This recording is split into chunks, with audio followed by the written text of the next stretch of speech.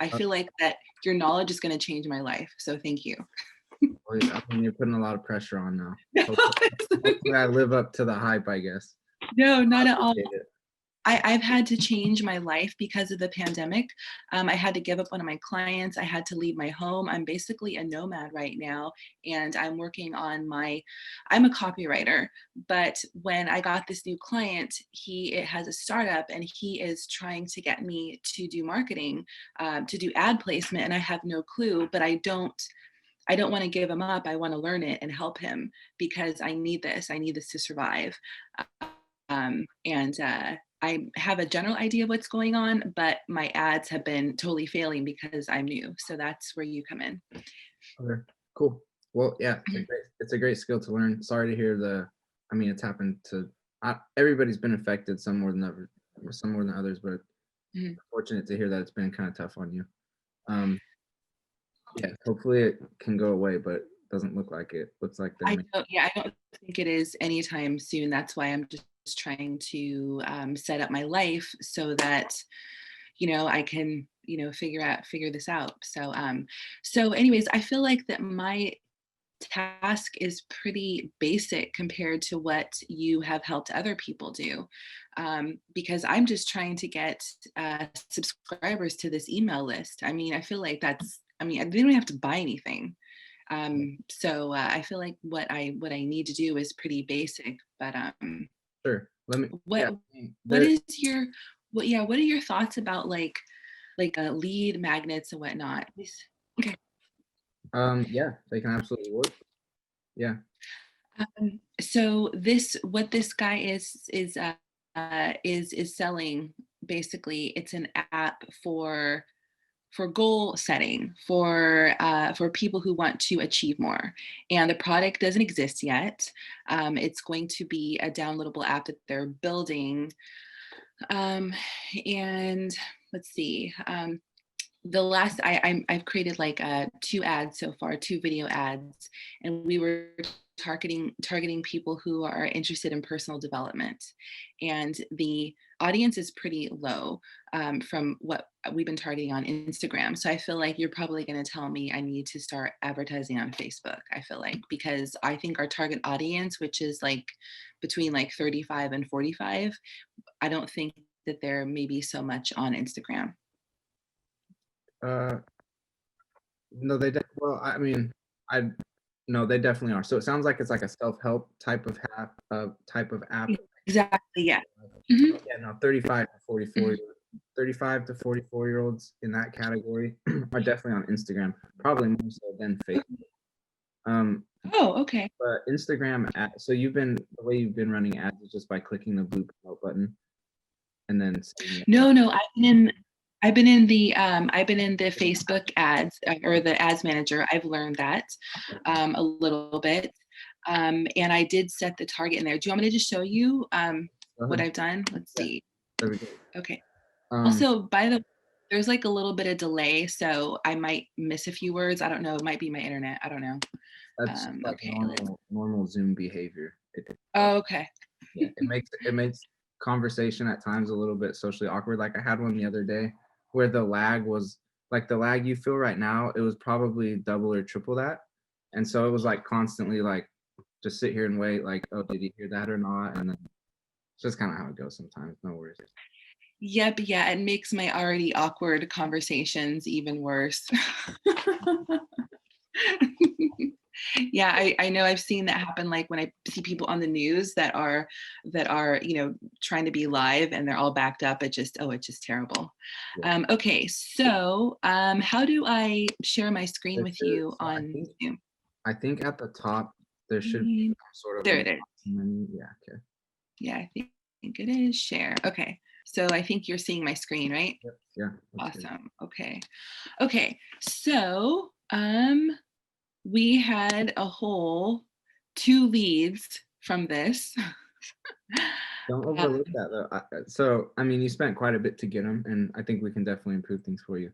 But mm, like, it's a real result, and I think sometimes people overlook that when they're trying things out for their first time. Like, that's pretty cool. You got someone to really sign up for something.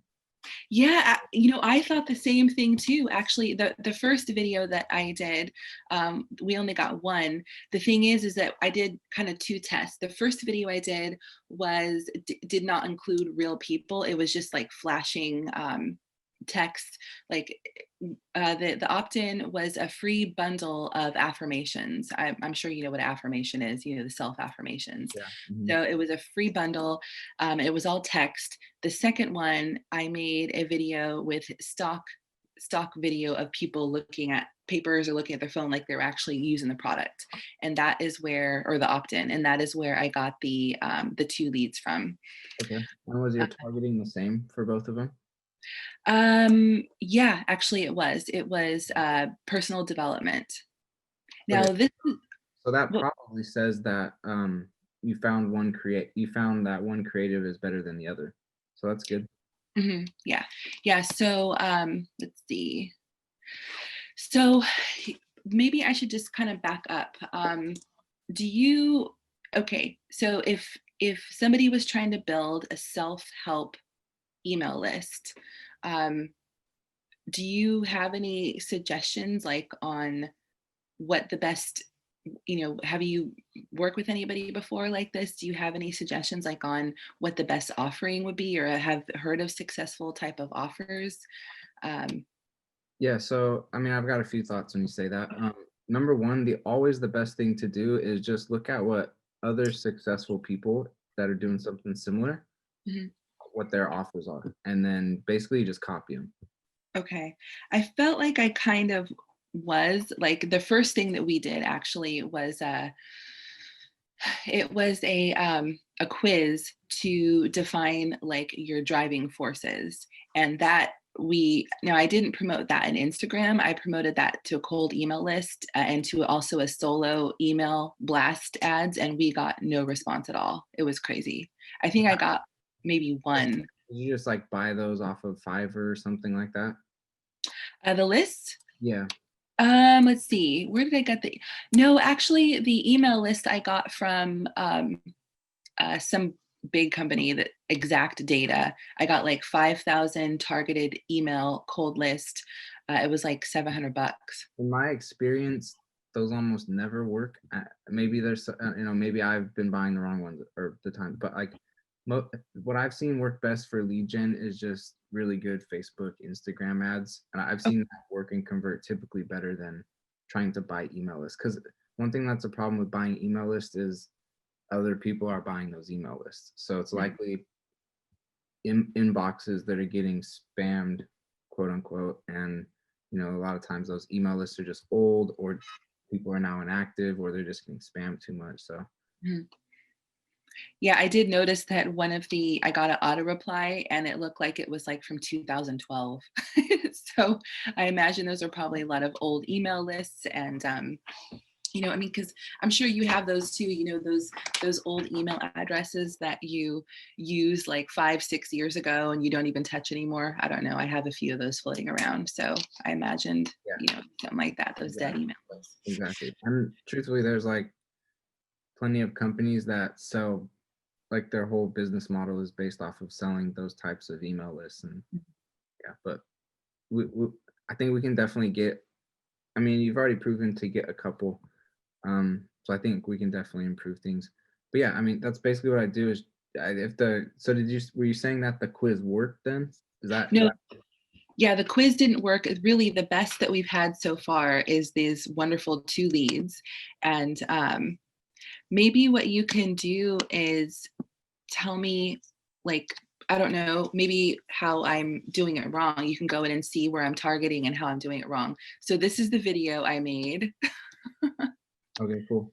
Did you make it make it and edit it yourself, or did you go to a website that you can kind of just plug in and it generates it for you? I used this software sign up thing called Promo, and they offer little snippets of videos, and then I cut them down so that I could have, a 15-second bit. Cool.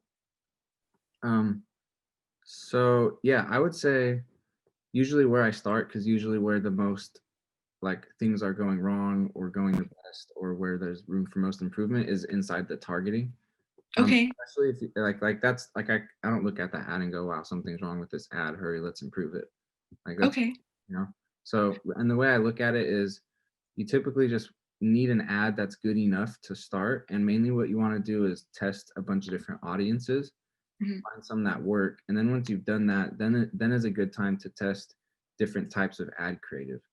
If Okay. you haven't found your audience yet and you're trying to test different creative, you could Mhm. just be testing all your creative against bad audiences. So it's never going to work, even if you have the best creative in the world. But once you've Okay. dialed in an audience and you've found a creative that works against that audience, then you can test 3, 4, 5, 6 different pieces of creative and Mm. basically instantly see which one out of all those is the best because you already know the audience does convert. So now it's just how good of a creative can you put in front of them, and that's just a matter of testing. How how much is your opinion to spend like on testing every day, like an average daily test, and how long do you think that the test should go for to get some type of, legitimate feedback? Yeah. So when it comes to Facebook ads, it's kind of the wrong. And I'm not like, hey, you're wrong here, but just hear me out. That's kind Mhm. of the wrong way to pose the question. Like the mindset, like how you're thinking about it, is actually kind of wrong. The reason I Okay. say that is because you don't need a certain amount of time or really like a certain amount of X, Y, fill in the blank. Like, because the way Mhm. you need to look at it is how you're going to figure out if things work or not is solely based off of the data that you get back. And Okay. so if you give it $100 today, you're gonna get data back saying if it worked or not. Mhm. It doesn't really matter if you spread like it's basically just like how quickly, like how much do you have, how many tests do you want to run, and then I focus on how quickly can you actually buy that data versus how long should I run this, like stretch this out for. Because Okay. you don't need to run something for a week or 2 weeks or 5 days to see if it'll work. You kind Mhm. of just need to run it for a day, two, three, like, but really it's more like within a day or two, you should be able to see if it's working or not. Mhm. So I'd focus more on not like don't get caught up on it needs to necessarily run for a certain amount of time, other Mhm. than give it a day or two. But Okay, I'm happy that's actually what I assumed as well. okay. I was figuring like 48 hours max to give us, an idea of if it's going to work or not. And that's not perfect because you know like some days can be different than others. Like maybe a Saturday, Weekend versus, yeah, weekday. there Mhm. can be some fluctuation, but for the most part, and Facebook, the algorithms should be trying to take all that stuff into account because they Mhm. typically don't try and show your ad to, they try and do a good job about showing your ad to people who are active. And so typically you don't really run into those sorts of issues where like, oh, it didn't work because I ran it on Thursday instead of Saturday or vice versa. Like I Mhm. just look at it as I want to set up as many tests as I can. I want to give each test enough money so that the tests can be thoroughly ran. Mhm. And I want to come back and look at the data, see what worked and what didn't, turn off the stuff that didn't, and then Mhm. keep going with the stuff that did. So, um, and by the way, if you need to like jump in and cut me off, feel completely free. Keep Okay. to. Um, the only other thing I'd say is, well, I think the other question then is like, how much money should you give each test? And when I say test, usually I'm referring to um, at the ad set level, different targeting. That's Got basically it. what I test. Mhm. Um, and so I like to give each ad set, since you're collecting leads, Mhm. um, you should, so your cost, it's showing your cost per result here is like 23 bucks. We Mhm. should get that somewhere under like $5. So Okay, awesome. This is important this is because a bit lower. I'm writing it down because I want to know what your knowledgeable opinion is on, on what we should be targeting Yeah, and what I can tell my client to expect as far as, cool. what where we so Mhm. minimum you're saying that it should be it's for it to be considered successful, you're saying that it's going to be at least five-ish dollars or so, and that's industry standard maybe. No, I wouldn't. So I wouldn't like try and work off of an industry standard, but I would say, I mean, you could Google it and it'll spit you a number, but Mhm. somewhere between like 25 cents to $7 is you should probably land somewhere in there. And if it's Okay. just collecting emails for like a self-help app, Mhm. affirmation, that type of Mhm. niching category, I mean, you should be able to for even quite a bit less than $5. Okay. So the interesting thing also is that I've never worked on a product or service or with the client with something that doesn't exist before. So this is a whole new aspect for me because I mean, I've had to it's just the strangest thing because again, I got hired for copywriting. I mean, that's what I do. I've been a writer my whole life. And it kind of pivoted into going to now he wants me to create him a complete brand new Instagram presence and Facebook presence. So I got, my graphic designer in going. So I mean, I'm just like doing this from absolutely nothing. But that's totally fine because everyone starts there. Are you excited about it or are you hating it right now? The you know what? I was excited a couple, 2 months ago when I started working with him because I was, building the creative content, which is what I love to do. But I feel like in order to keep the client, I've kind of been forced into learning the technical aspect. And I believe that this type of work should be left to experts like you, and that's where I feel like team building comes in. And really, if I had somebody like you doing it, then I could be focusing on what I love to do. So the only reason I'm hating it is because I want to do a good job so I can keep working for him. I I'm got you. afraid of Well, failing.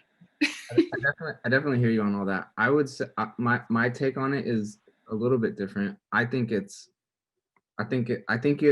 you'll end up liking it. I think your copywriting will serve you very well, and I think Mhm, you're actually opening up a lot of doors for yourself by you. I don't think you are but if you can actually figure out how to run lead gen, mhm, even if it's just lead gen, Facebook ads, Instagram ads, like mhm, and here's another like I, you're definitely right. Like people do set it up where it succeeds, where it's you've got a copywriter, you've got a videographer, you've got the person running the ads, you've got the accountant. Like, but mhm, truthfully, um, some of the best work I've personally experienced, and then that I often see, is where it's really just one person who does the copywriting, does the content creation, does the Facebook ads.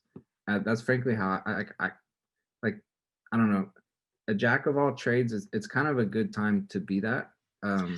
And if you uh-huh, especially like, and typically what I see the hardest part for people, well, I mean, let's say they figure out how to actually kind of like get ads to work. Let's say they get mhm, to that point. The mhm, hardest part for people besides that is probably the copywriting, and it's mm, super overlooked mhm, oftentimes when it comes to ads because literally like just a word or two, how it influences someone's psychology in an advertisement is kind of everything. So mhm. I think it'll serve you really well, and I think you'll learn that it's not as hard as it seems. Like it just takes a little bit of practice. Okay, well, I appreciate the encouragement because, yeah, I feel like I'm trying to prevent myself from failing. That's why I was looking around. And so I found your YouTube videos and I thought, oh my gosh, if I could just talk to him personally, it will solve all my problems. I don't know about that, but it should help a lot. Yeah. 'Cause I mean, yeah, I mean, I definitely didn't. I came into it completely blind too, but I did it all. The content creation, the copywriting, running the Mhm, ads. I even put my own money into the ads. So like, I don't know. I think it's good to like learn the whole package, even if you don't stick to that, because then maybe you do want to dedicate your time to only one thing or mhm, one more than the other. But at mhm, least by then you'd have a solid base to know if the person you're hiring knows what they're doing or not with Facebook ads, or, mhm. or whatever skill set. Yeah, I know. And that's, yeah, exactly. I don't know, I feel like I don't know, anything here. So just, I mean, glancing at this ad, there's also music behind it too. Um, do you think that that is like, is it good enough to where you would think that it would get something, or should Well, we? you already proved yes, right? You got a couple leads. Mhm, They're very expensive, but you proved that yeah, it does work. So mhm, I look at that and go, I mean, I could sit here and dissect your ad creative, but mhm, like I kind of said earlier, that wouldn't be the most efficient use of your or my time right now because I would just that creative works. So for at least a second, I just kind of stick with that and then Okay. focus on your targeting and see if you can improve things just based off your targeting. If that doesn't Okay. really happen, then maybe you do need to mess with a new ad creative. But Okay. I'd honestly just, because you did find one that works. So now I Mhm. look at your targeting.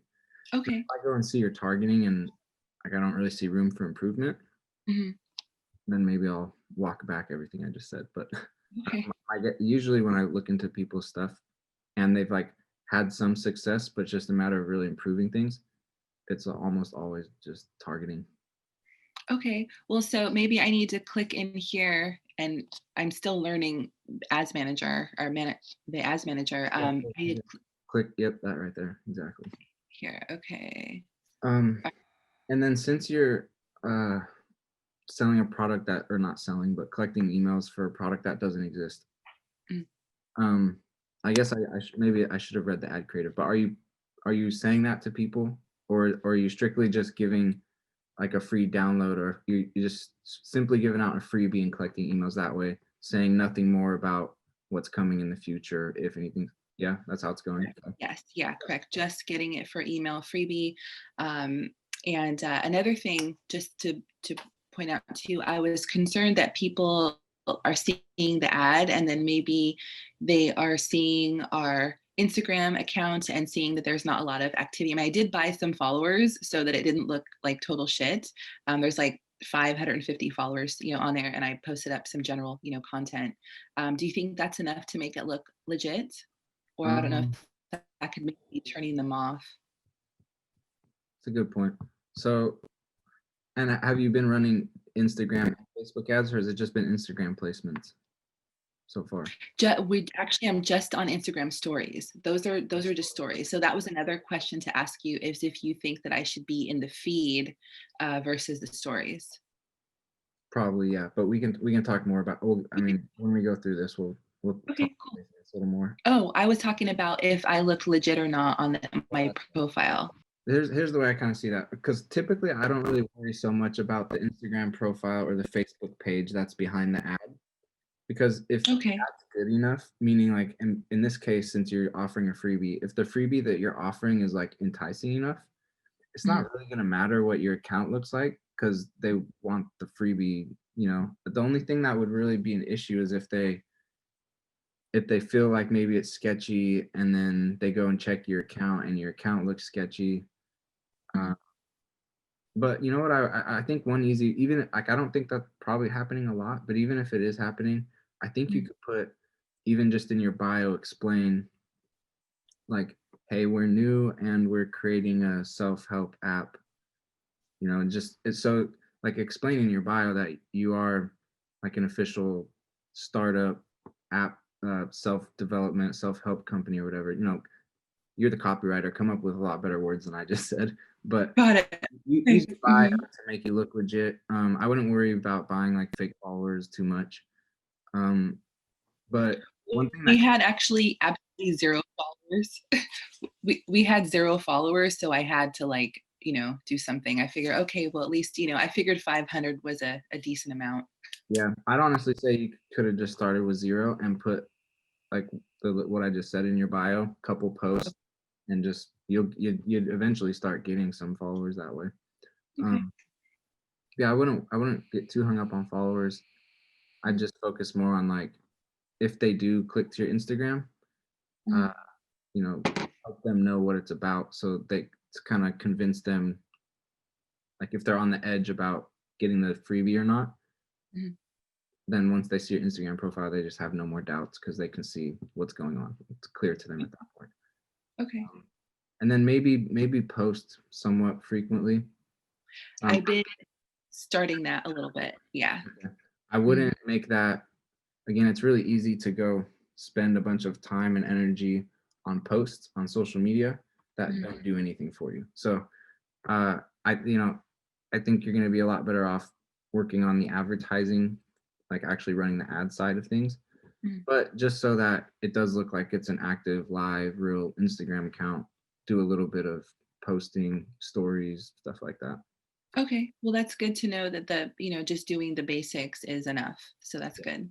Yeah, and I'd keep it very basic. Like don't put too much time, energy there because it's not going to be the main driver when it comes to lead generation or Okay. even like It, a main factor.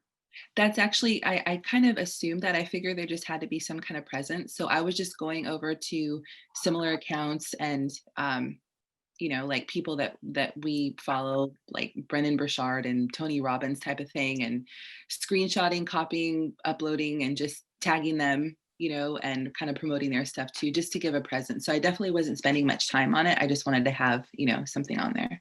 Yeah, one thing I'd also do is so the story ad that you're running, I just post that as a regular post on your Instagram profile. Okay. Or maybe not that one since it's fit for story versus I don't know, but you may want to think about that a little more. But what I'm Mhm, getting at is if you post your advertisements as just regular posts on your profile, then mhm, you can just select those as an existing post when you're setting up your ad. mhm. So when you run that ad, you're actually just running your post. And so that post will collect engagement, likes, comments, and all that. Not only on the advertisement, but on the actual post on the page itself. So that's another way of growing and making the numbers look better on your account. Okay. So now that would be a different way of running the ad, because I know that you have a way of doing it from the ads manager, and then also you can go in through Instagram and Yeah. promote the product I'm, that way, correct? I'm saying in the, no, I'm saying stay in the ads manager on the ads Oh, manager. Just when oh, when you like upload the video that you want to run as the ad, there's mhm. just a different button you press that lets you select from your Instagram posts. Like, Oh, okay, got it. Okay. I know what you're talking about. Yeah, I see. So to go in the ads manager and boost whatever is in there, yeah, in the system. yeah. Okay, got it. Okay. Okay. But you don't. There's no like special boost option or anything. You just set everything up as a regular ad. Mhm, But when you choose your creative, you just mhm. choose an existing. It literally says use existing post. You click that, and then you select one off of your Instagram account. Okay. Okay. I can show you that Um, too. so maybe should we talk about audience, because I feel like that you would be able to give me a Yeah, good. let's do it. So I'm not sure. Um, I mean, I know where we're at. If we click, if I think if you click the X, if we X out of here for a second, Okay. All right. yeah, and then hover over the ad set that we want to look at, Okay. Okay. So I guess this one, right? yeah, and then click edit, Okay. yeah, and that should take us right where we need to be. Yeah, so look, you gave this one like a $33 daily budget. Hmm. Well, I would as so if you were selling a product and you had to worry about like the cost of your product, cost of shipping, all that sort of stuff, Hmm. so we'd have to have a deeper conversation about probably giving each test more daily budget, not Hmm. 33, but just more in general. But in Hmm. this case, since you're collecting leads and you want to be able to collect a lead for pretty cheap, Hmm. and run as many tests as possible to find audiences that work for you, Hmm. I'd come up with like instead like that $30, I would have split that up into like 5 or 6 different tests and given each one like $5. Really, and that is enough to actually. I didn't think that it would get in front of people with that small amount. Yep, it will. Wow. Okay. You could even Um, go lower. So like, and we won't get into this right now. Probably no, we mhm, won't. 'Cause it's a little more. It's a little more. But mhm, what I would do is like once I found one that was working at $5 a day. mhm, Sometimes I'll even you can make exact copies of that, make duplicates of it, and mhm, I'll even change the budget. I'll like duplicate it and change the budget to like $2 a day or $2.50 a day because that kind of forces Facebook to find them even cheaper. But my point is, you can set that budget amount pretty low for uh-huh, lead. If you were again, if you were selling a product that you had like cost of product, cost of shipping to worry about, and you have mhm, to like figure all that out, then mhm, if you were selling like a $20 to $40 product on your website, I'd be saying we got to probably use a daily budget of like $15 to $25. But you're just okay. trying to collect the lead and that's it. So yeah, I'd set up a bunch of tests with really low budgets. Okay. Wow. Well, I'm really surprised. I guess especially because if you look down here, if you see, I had it set at the Yeah, 33, don't and the listen to the estimated daily results. oh, This literally happens. It'll give me like the red error. It won't work if you run it this way. I run it, I get leads, no problem. so But I I thought that that might be true because I did read a little bit, here and there. So even though it said I would expect 0 leads, I still did it anyways. Okay, cool. Um, and I got the 2, but, See, yeah, so just ignore that section. The only thing I pay attention to in that right column is uh-huh, the potential reach and kind of poten the specific broad meter. But basically I just kind of gauge how big of an audience I'm targeting over there. okay. Because look, in this case, 4.9 million people for $30 a day, you'll reach roughly 800 to 2,000. Mhm. You're not even going to reach a tiny fraction of that. So, I mean, if you wanted to not use as big of an audience, you might want to narrow that, and we can talk about that more. But that's Okay. all for right now. On that right column, just kind of Mhm. pay attention to your audience size. Maybe kind of pay attention to that meter.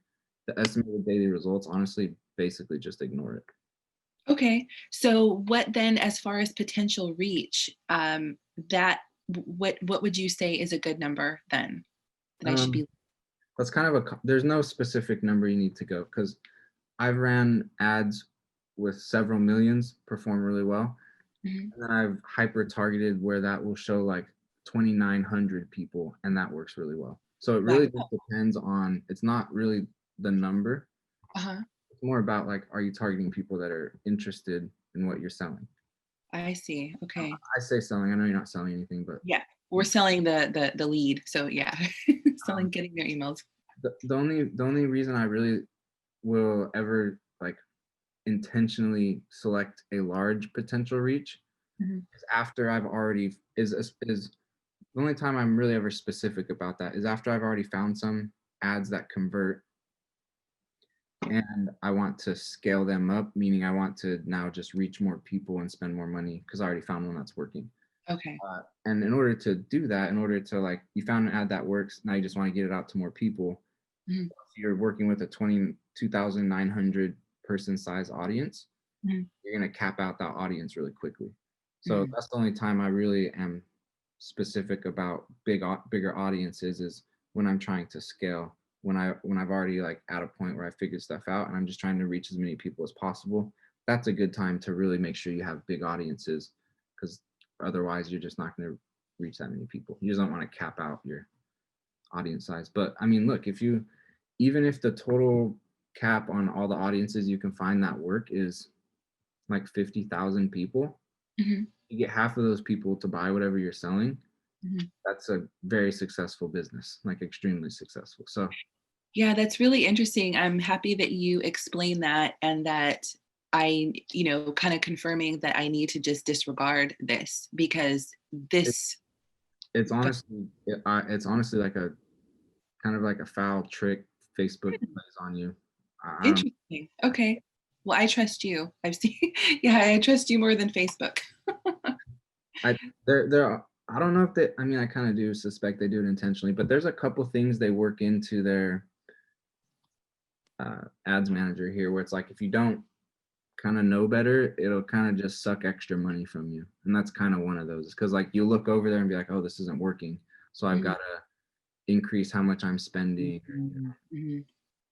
But yeah, Wow, I'm really just shocked that that you're saying that I can get some type of, data back for $10 on a yeah, test. Like yeah. that just So blows that's my mind. honestly my number one thing so far, and Mhm. probably a piece of advice, as I look through everything, is just going to be create a bunch of tests with tiny budgets. Like that Okay. $30 should have been 4 to 6 different tests instead of just one.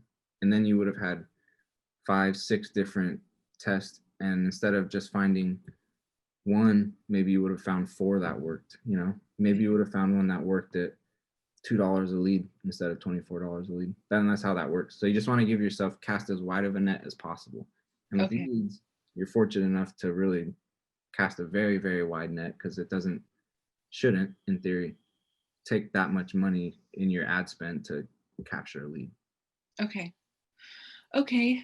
So now maybe I just don't know enough about advertising. I feel like that I know the people I want to reach, but I don't know how to reach them because really the only audience that I could really find that I feel like would resonate with them is personal development. I don't know how to Yep, to let's work. Yeah, let's work on that. I've got some cool ways for you. Okay, awesome. But the trick again is going to be not to really try and use like so much of your brain power to try and figure that out, but Okay. literally put up 20, 30, 50 different tests and just Uh-huh. see what comes back.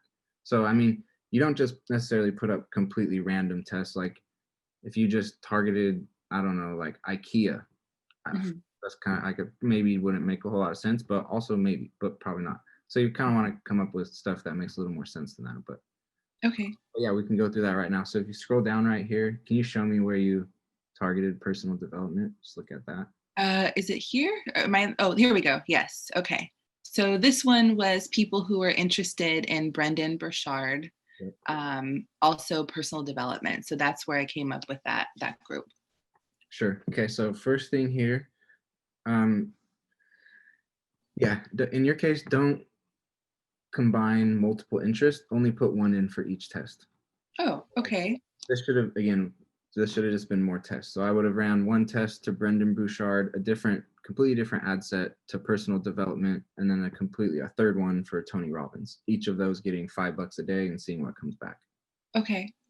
And the reason for that is because when you put them all in here like this, Hmm. and particularly in this case where you did get a couple of leads, Hmm. which one did it come from? Did it come from Brendan? Did it come from Tony? Did it come from personal development? So I guess the reason I did it this way is because I think that I was trying to narrow it when I first put in like personal development. It came out to a much higher, group. So I think this was just me trying to get like more of a narrow audience. Yeah, and And I'm not looking at this and going like that's it. No, it's a completely logical what you did. I'm just sharing my experience having, and like if you just separate stuff out, that's really kind of what you want to do at the beginning is separate out, run as much tests as possible, get some Mhm. success back, and then you start to compile that. And there's lots of ways you can start to do that, but no, that's good target. I mean, that's especially for first time, that makes a lot of sense. And frankly, you got leads, so that proved that your ideas worked. And like I did this a little bit once I first started getting into ads. It Mhm. actually gets easy to overthink your targeting, Mhm.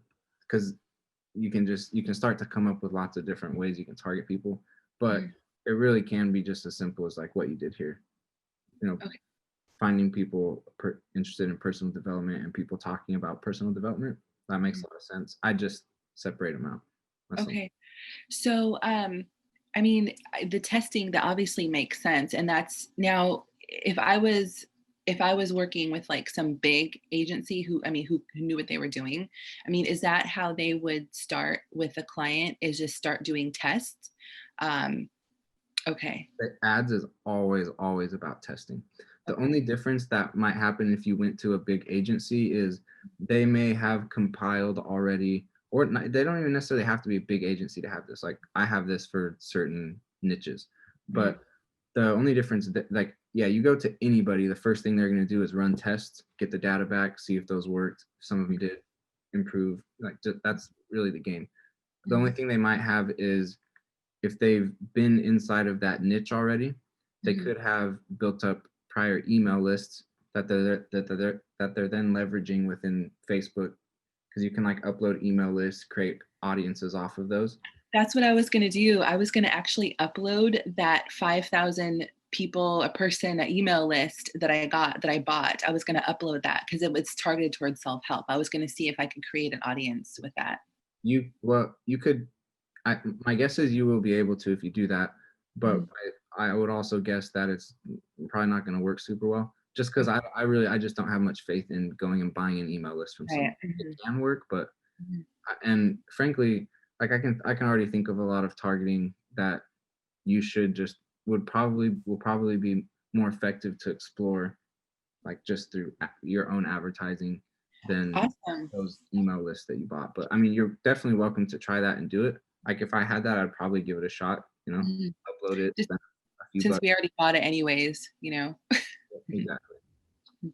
But again, I wouldn't think like that's gonna be what I'd focus more on. Really, just your detailed targeting here, and then what you really want to aim for is through your own efforts right here. Mhm. Collect a bunch of emails, and then once you've got enough, and we can talk about what that amount is, but Then you want to take the emails you've collected from your leads, upload them back into Facebook, and then Mm, create audiences off of those. And if you know what a lookalike is, it's you can create like it'll look at your say you get 1,000 leads, you upload that. Facebook looks at those 1,000 people and then goes and creates a audience of 1,000,000 people for you based off of those 1,000, and then now mm, you can target all those 1,000,000 people. So that's like really what I would be aiming for here is find some detailed targeting that gets you leads at a good cost per lead. mm, Get as many of those as you can, as quickly as you can. mm. Then you can upload those into Facebook and create lookalike audiences. And then you start to target the lookalike audiences. Okay. Well, that's a good term because my client had asked about like, what our longer term strategy is. So that's definitely going to be the goal is to get these leads and then do, create that lookalike audience for sure. Definitely. Definitely. And that's like one there's kind of multiple steps, but that's pretty much the first step you want to get to Mm. really start to scale and drive down your costs. So, okay. I had a question. So okay, so I'm going to take this information from you and of course, run a bunch of tests.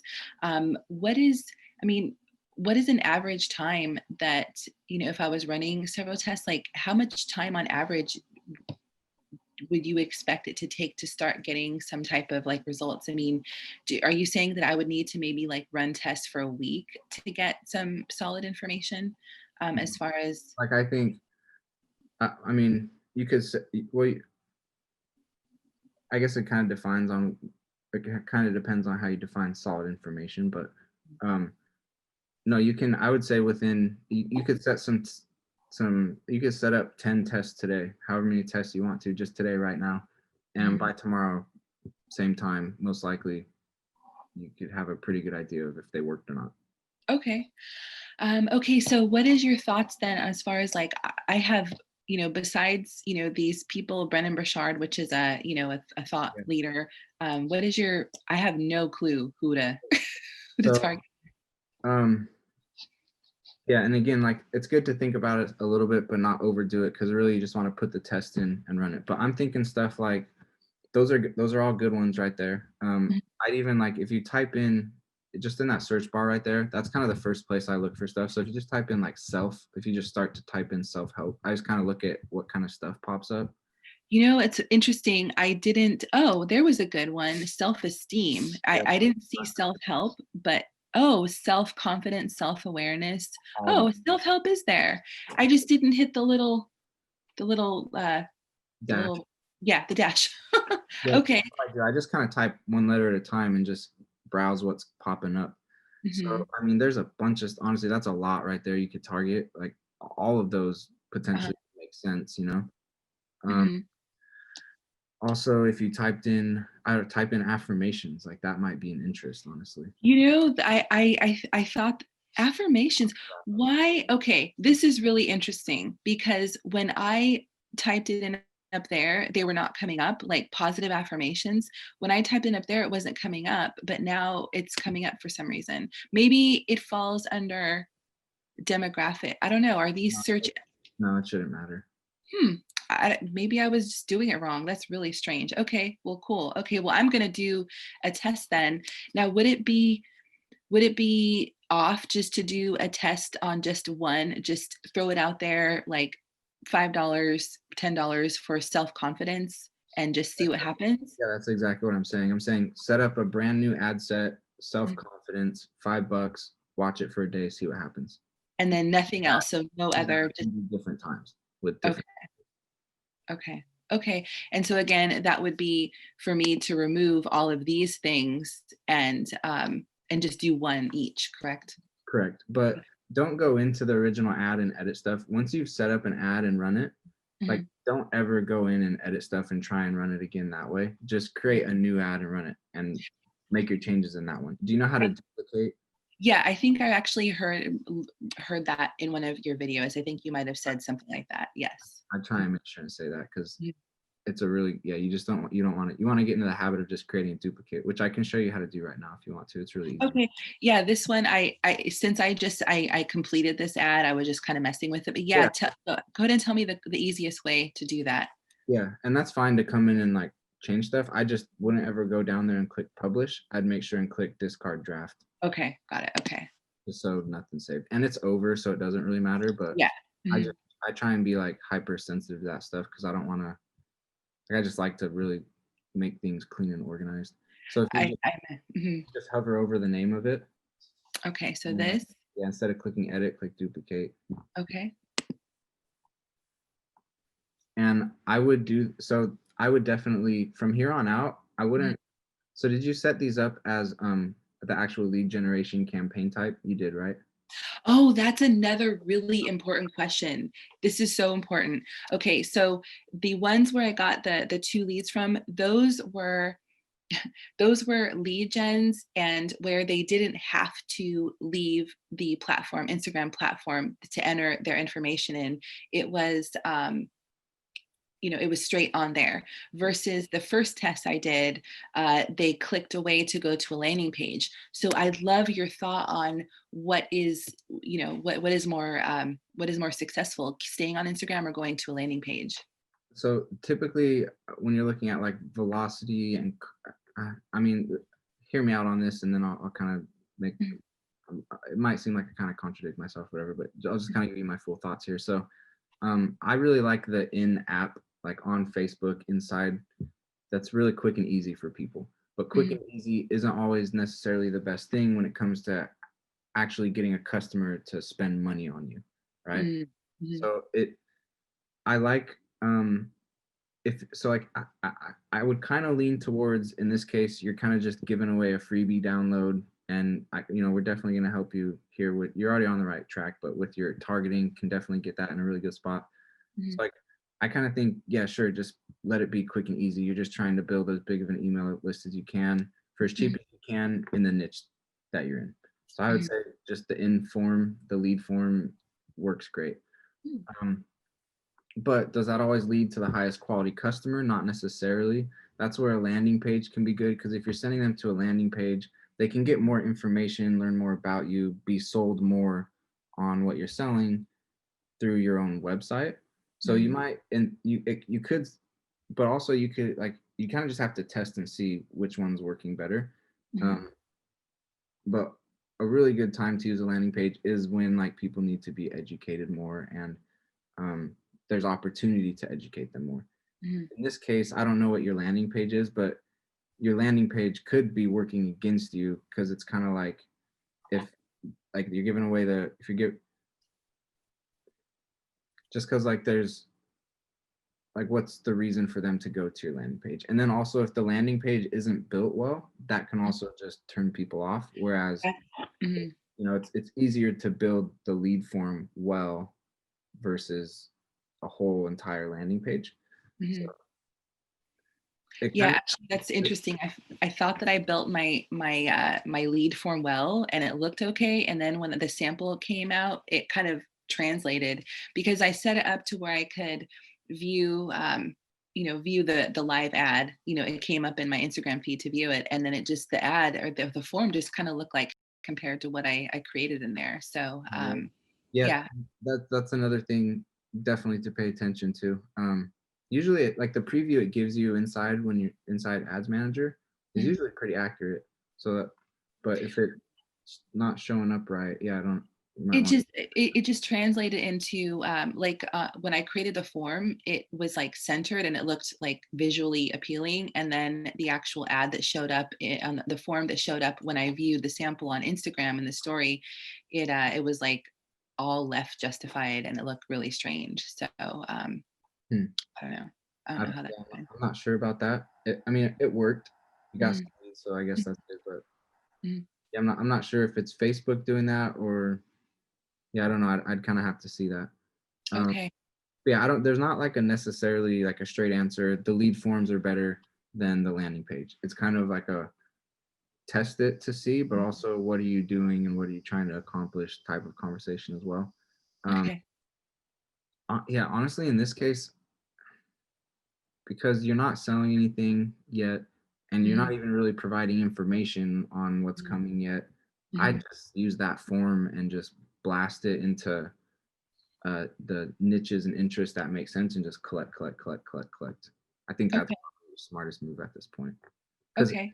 because there's also no way for you to tell right now the quality of leads that you're getting because you're not testing them against if they're Well, buying. I'll be honest, like, I mean, I that's the thing is at this point, because we're starting with nothing, I don't even think he really cares about the quality of leads, unfortunately. With that said, I know exactly what you're getting at. There Mhm, are people, full blown companies, individuals, whatever, that's frankly their whole business model is, well, we're not really going to see in any near future if these are actually quality or not. So I'll just get paid and collect them and boom, we're good to go. mhm, I'm not saying that's bad or wrong, and in some cases, that's really the only thing that can happen because, yeah, you're not checking quality of leads. I mhm. personally I like to see people be more responsible, I guess, than that. Because I, I say this fairly frequently, but I think social media advertising right now is Mhm. the easiest way to make money without knowing what you're doing. Because there's so many people looking for help with it that are absolutely clueless. So if you know just a little bit more than them, like how to collect a lead, even though the lead's garbage, Mhm.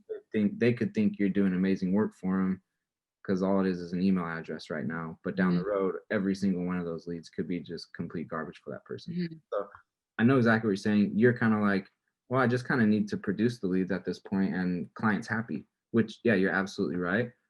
But I mean, I just don't use that as an excuse to not like run good advertising, you know? Yeah, definitely. But I think it would be kind of because your niche is it's pretty specific and defined. You don't have to like question or hunt a whole lot of things about it.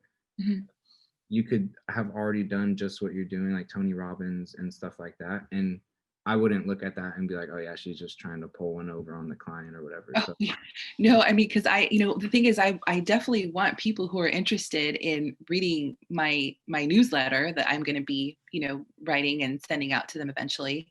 But it's just more so that I don't really care if they're going to necessarily buy something.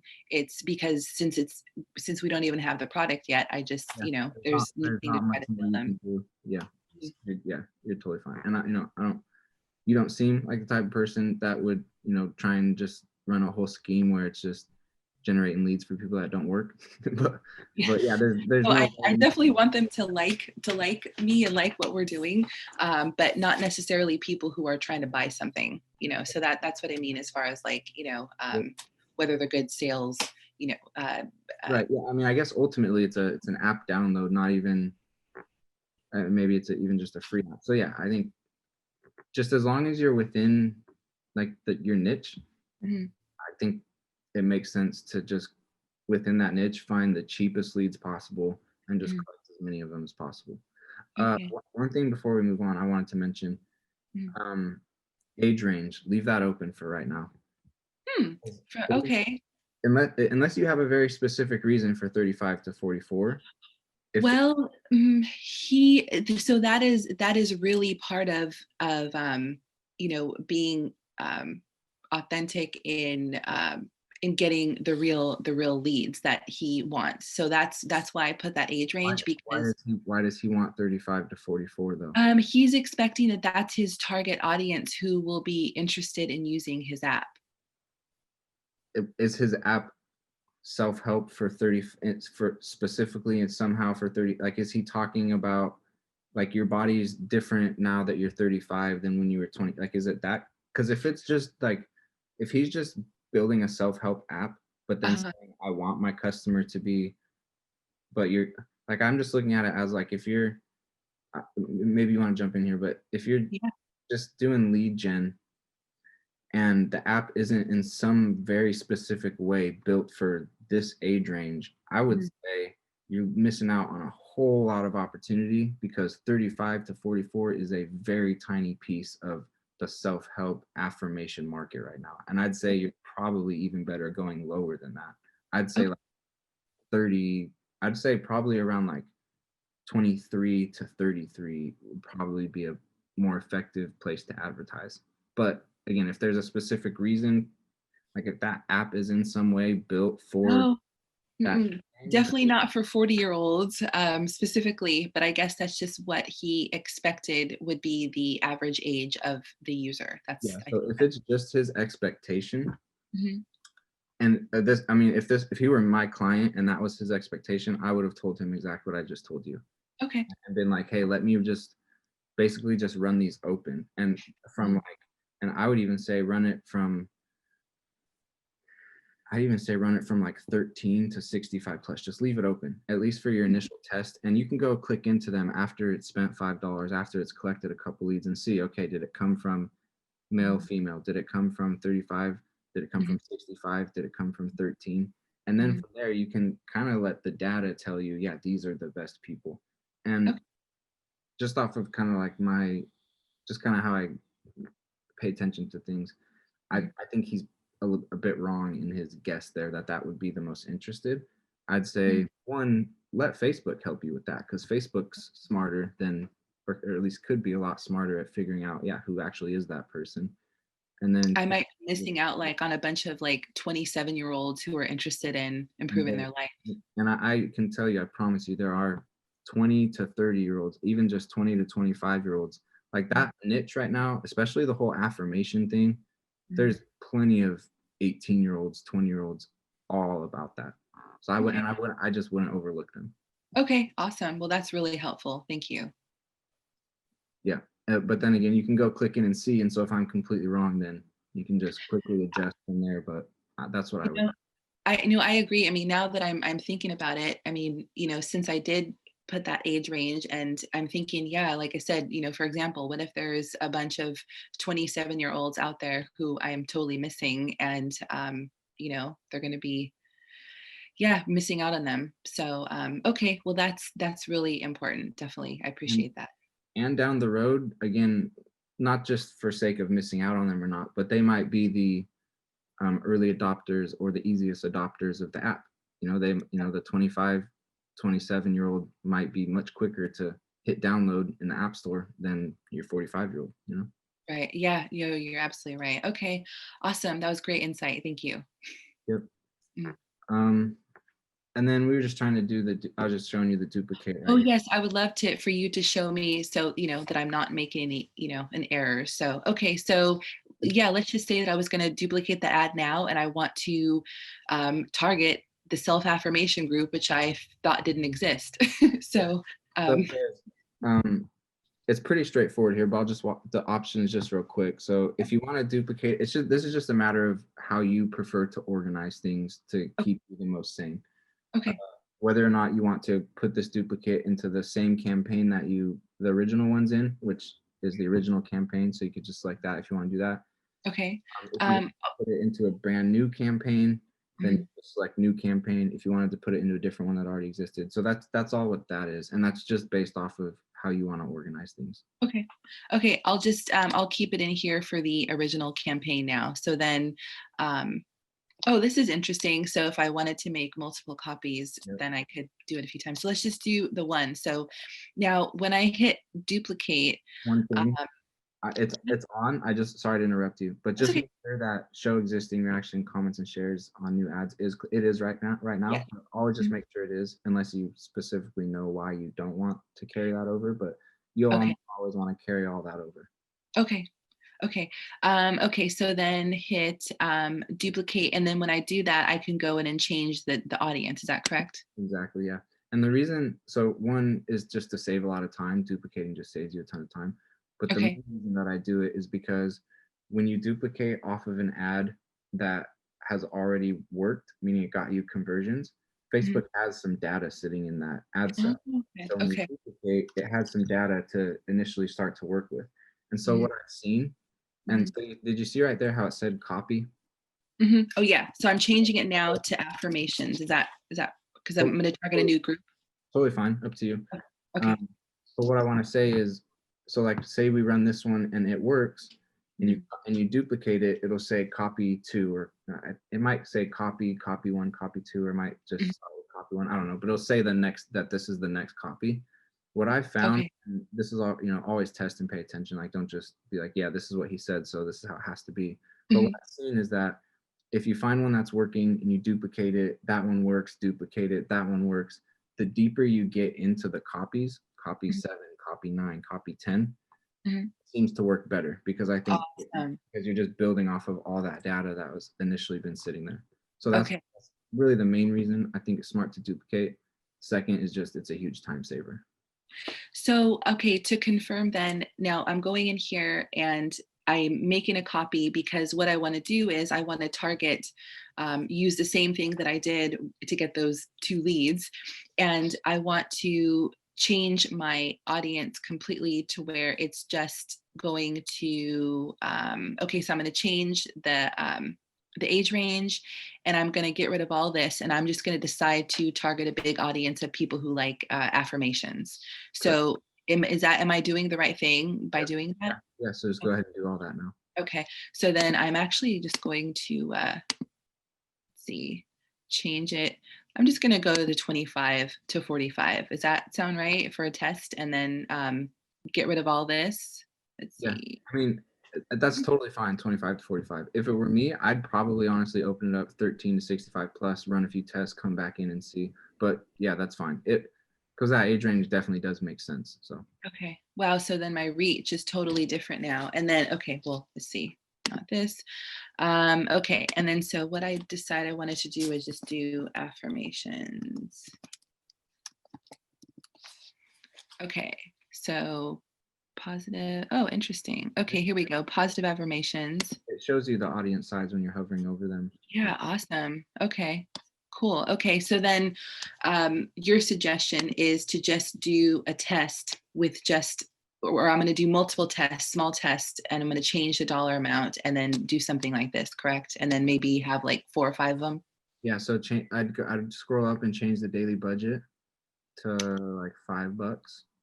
Okay, okay. You know that somewhere from like $4 to $7 is what I put there. I'm going to do 7. Okay, And then especially since it, go ahead. I just saw that you have a start end date on the ad, which isn't a Uh-huh. bad thing, but I usually just let them run continuously Uh-huh. and just yeah. So right there you've got end date selected. Mhm. Turn that off. Now once it starts running, it'll run until you turn it off.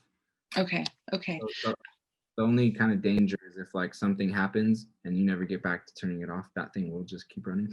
But Happily, since I'm only at $7, it's not a huge, a huge deal if it goes left. But okay.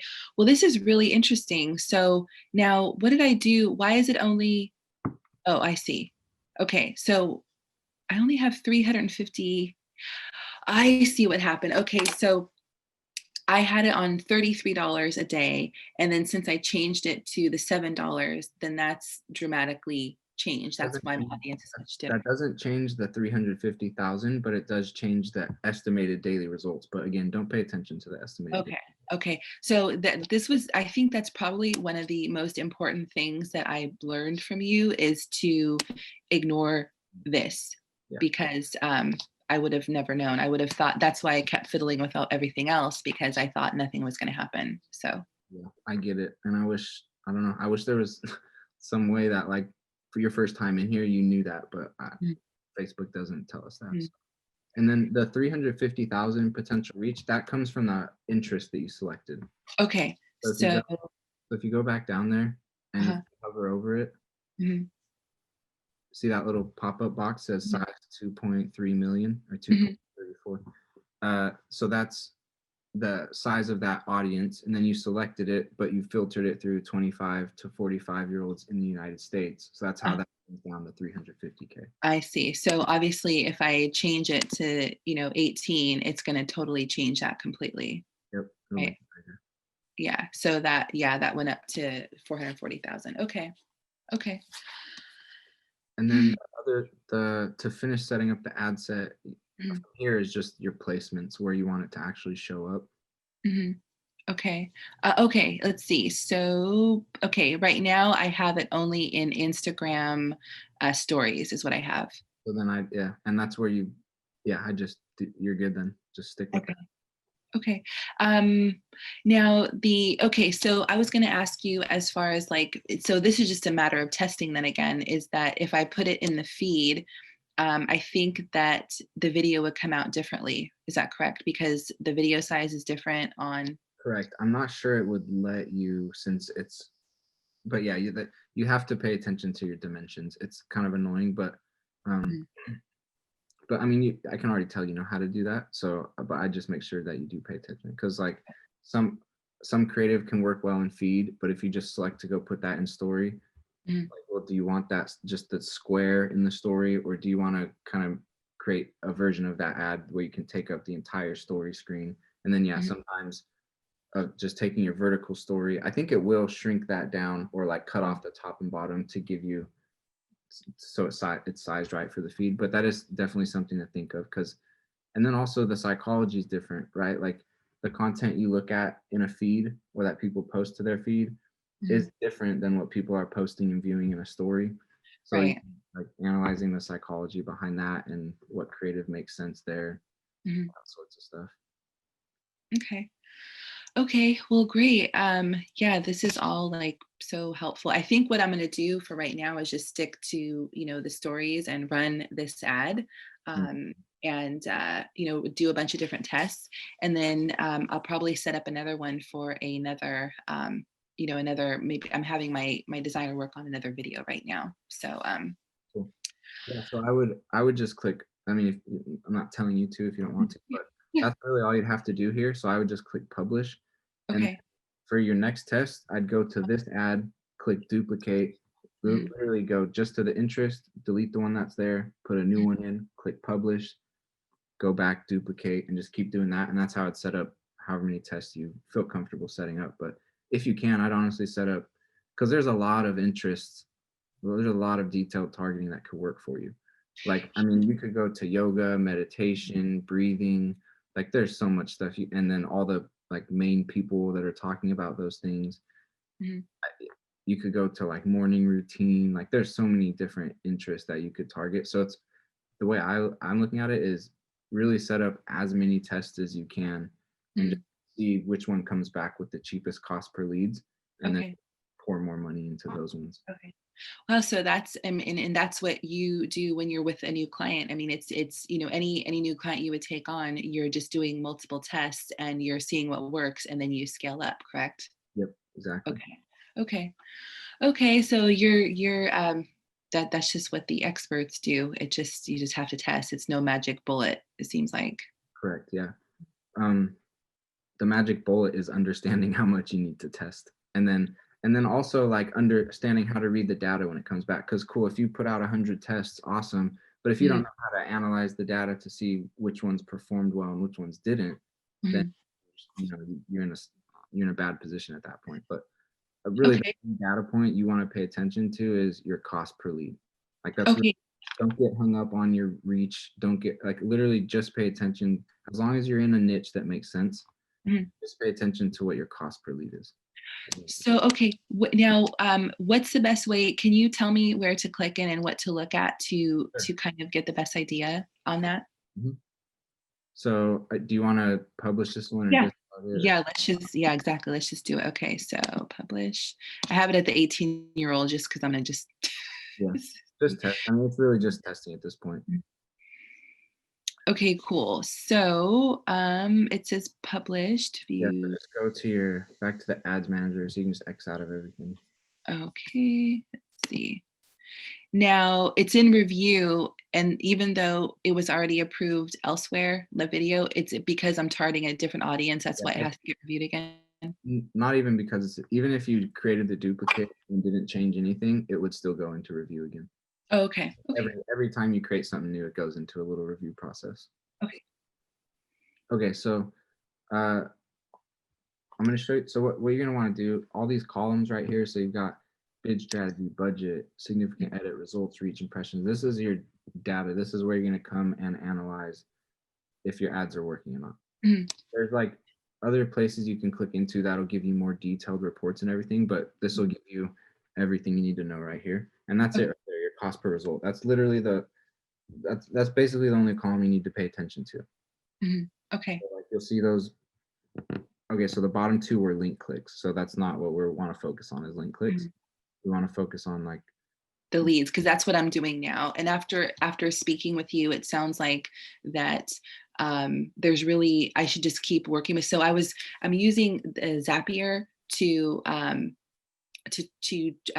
transfer the information. It's from because I'm trying to set them up on the automation where it's just they get it and it goes into our active campaign. So do you have any better suggestions in that as far as like how?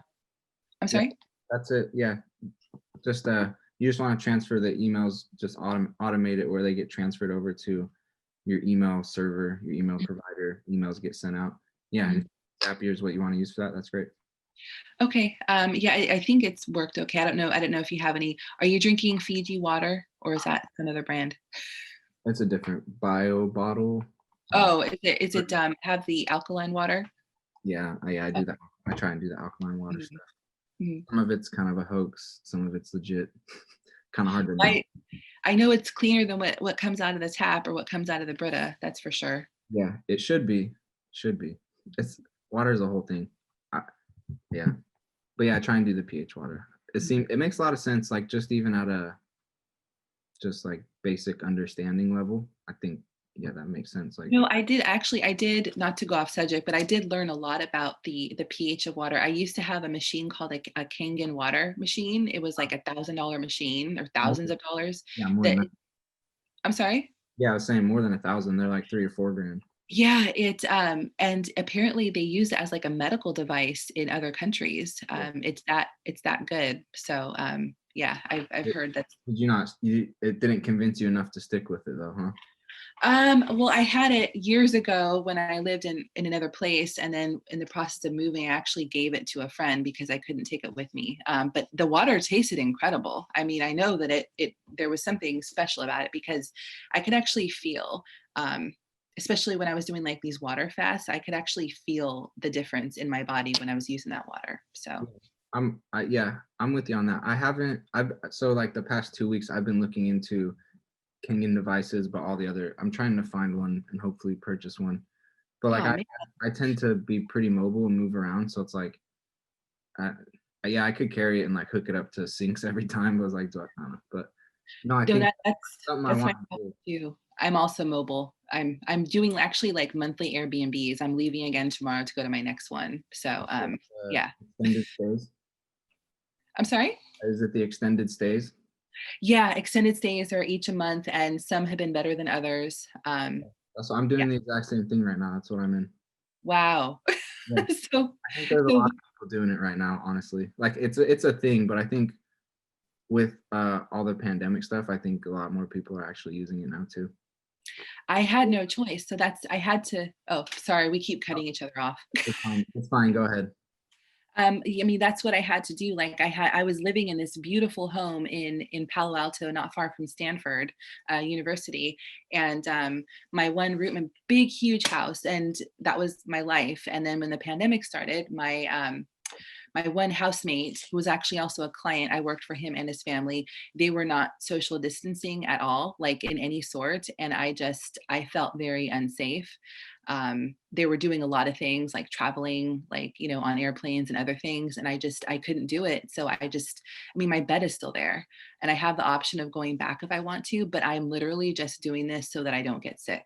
I mean, Oh, really? yeah. I wouldn't. I mean, it sounds like we have different takes on the whole pandemic situation, which is totally fine. But I wouldn't. I don't know. To me, I look at it this way, which is honestly my main beef with anything and everything about the whole situation. But is that like, why is no one talking about the healthy things you can do to build your immune system? Because if you do those things, you beat everything. So it's like, I don't know.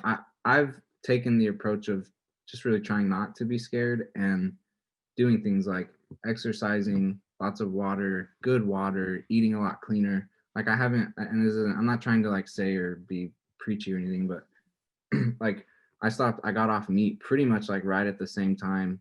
I Me was too. kind of there, but then Mhm. like once I was like, yeah, why would I not right now just be extra clean? And so I don't know. I hear what you're saying, but So let me tell you, I agree with that. Mhm. I agree with the health completely. And actually I upped, like I'm taking really high quality supplements right now, like liposomal vitamin D, and zinc and other things that I know are really helpful. Um, and I used to be a lot healthier. I used to be totally vegan. I did cut out meat again in the past several months, which because for so many reasons. Um, but to be honest, like I just I know that I'm not as healthy as I used to be because my habits have not been great. And so that, I agree that we can be doing things and I'm trying to get back on that lifestyle. I'm not going to tell you my whole life story, but I agree with you. I totally agree with you that we can empower ourselves by what we're doing. I guess my fear is that I know how much our health and our immune system can save us, and I'm actually just not trusting my health right now because I'm 40 and I don't know. I could maybe have some underlying condition I don't know about. I could have some really weird my heart that I don't know about. So that is actually what I'm fearful of. I'm fearful of my unknown underlying conditions that I don't know about, I guess. You don't know about them. You don't even know if they're there. I think the media has done a great job at scaring everybody, and Mhm, I think we just don't need to be as scared. mhm, And maybe there is, and I'm not, your circumstances, your situation, your body, like so. You, mhm, you know, I'm not saying my like whatever I have to say is right for you, but man, I just think I have a fair understanding of. I won't get into it, but the media is very powerful, and they've done an extremely good job at scaring people, mhm, and way more than anybody has ever needed to be scared, mhm. and has never said anything once about how strong we actually are if we take care of ourselves, to the point of you don't get sick if you take care of yourself. Like that's just even like unless someone come and blows like anthrax up your nose or something, like Mhm, you're gonna be fine. Um, mhm. so I mean, again, you, but I just think don't go like into like health versus scare, and Mhm, that's everybody's balance there is different, but mhm, I think it's so unfortunate to hear how scared people are, and mhm. yeah, if the circumstances you were in like not great, uncomfortable, then that It makes was a lot of sense it, too. it was it was it was kind of like psychologically toxic a little bit as well. So the thing is that actually could have been a severe, stress on my health, And which I that didn't have. that's a very real thing too, is the Mhm. mental stressors, because that absolutely does affect health Absolutely. at Yeah. a physical level. So there's that too. But Mhm. it sounds like you've had some hit or misses with your Airbnbs.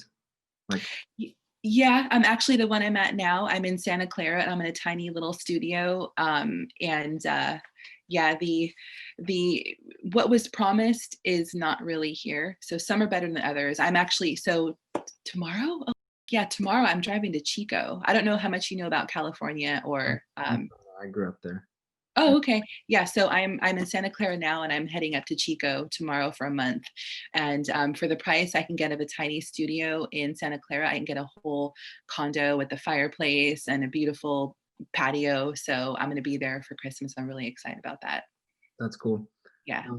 One to Yeah, so I've done like a fair amount of Airbnb, and Mhm. it's I've learned a lot about like what you can do to really make sure that when you get there, it's something that you're happy with.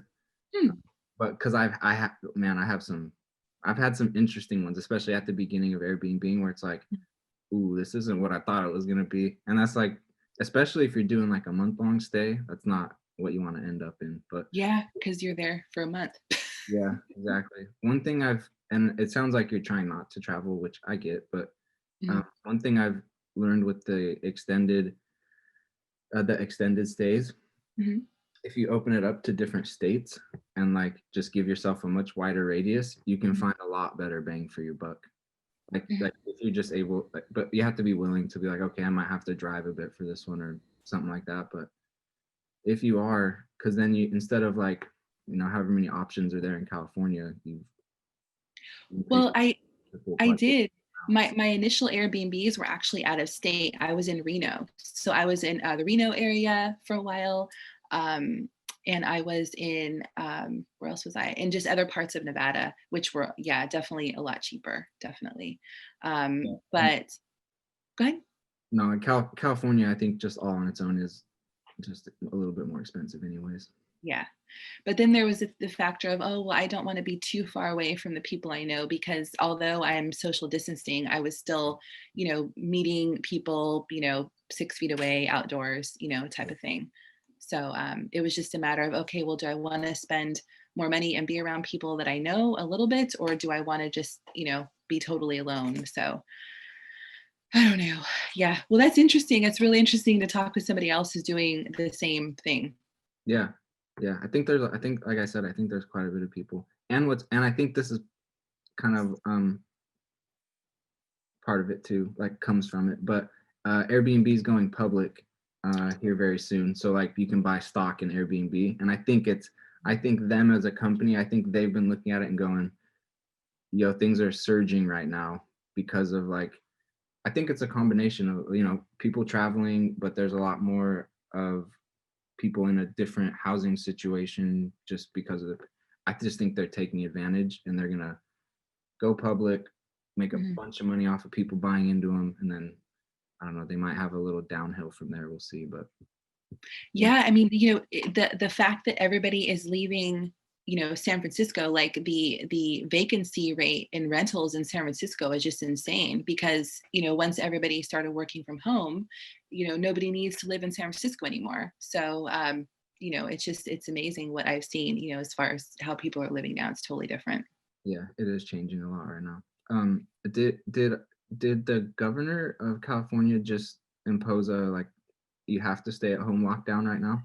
They are talking about it potentially, and they are separating it by region, not necessarily Hey, county or city or anything. So yeah, there's regional. It's going to be, and it all depends on. So see, that's the thing, is that, you know, I know media is doing a good job of scaring us, but it's so hard now. And I know that there's millions and millions of asymptomatic tests, and whatnot, positive tests. But what I look at is when the news tells me, hey, there's only 15% left ICU beds in this area. Those are the numbers yeah, that. so I think it's I don't mean to get too smiley about it, but I just think it's a scare tactic. I yeah, it's I don't so I'm a let me to like put it into numbers here. The data behind everything, and I've been watching it closely since it came out. The Mhm, numbers and the data, and then when you run those numbers compared to all the other things people die from, mhm, none of it and I don't mean this in any way, but it just doesn't like my eye for Facebook ads data. When I mhm, take that eye to look at the data that of everything that's been going on, mhm, it doesn't make any sense that lockdowns are happening, that businesses are dying, that like honestly, data wise, and what I mean by that is like all the way down to cases and people dying compared to other stuff people die from, and mhm, it's just like it doesn't make sense. It to me it looks much more like a government trying to you know be more controlling, impose more on people. And I know that's a hard thing to think about. And we like it seems like, oh no, like not in America, but mhm. that's history. That's always there's never a time that that's not happening, you know? Mhm. I agree with that part again, and so it's like I've kind of been ignoring that there's like, all these extra millions of people that are testing positive, because I think there's a lot that goes into the high positivity rate. But again, it's like when they're saying, oh, the hospitals are filling up, and they're like just not far from me, like in San Mateo County, which is not far from here. They're like opening up, these other big buildings just to house people, to have a hospital bed. So like, I Uh, might see 10 million people positive, which, okay, half of those people or 80% of those people might not have symptoms. But when they're saying that the actual hospitals are filling up and that there's issues with that, that is like where I get freaked out. Go walk into the hospitals and see if that's happening. That's where I'm at with the media, and I'll actually and have done that. Mhm, That's why like I look at stuff and if I question it, like I'll actually go run some tests Mhm. and like get some data back on my own. Cause yeah, I mean, I I see what that narrative is, the advertising. I know what that imagery does to people. Mhm. Uh, and I don't. I mean, maybe you can prove me wrong if you go take a picture, but I would bet if you go walk into those units that are being put up and the hospitals themselves, they're not packed. And Mhm. another really interesting thing is there have been plenty of nurses and doctors that have come out saying like, yo, this isn't like we're not. They're saying that we're all locked, that we're all full, and like people, and that's not happening. Like we're sitting here doing nothing. We're making TikTok videos and dancing. But then what Mhm. happens is once those videos get onto TikTok and YouTube and Instagram, they get censored and pulled off. And I've been watching this for months.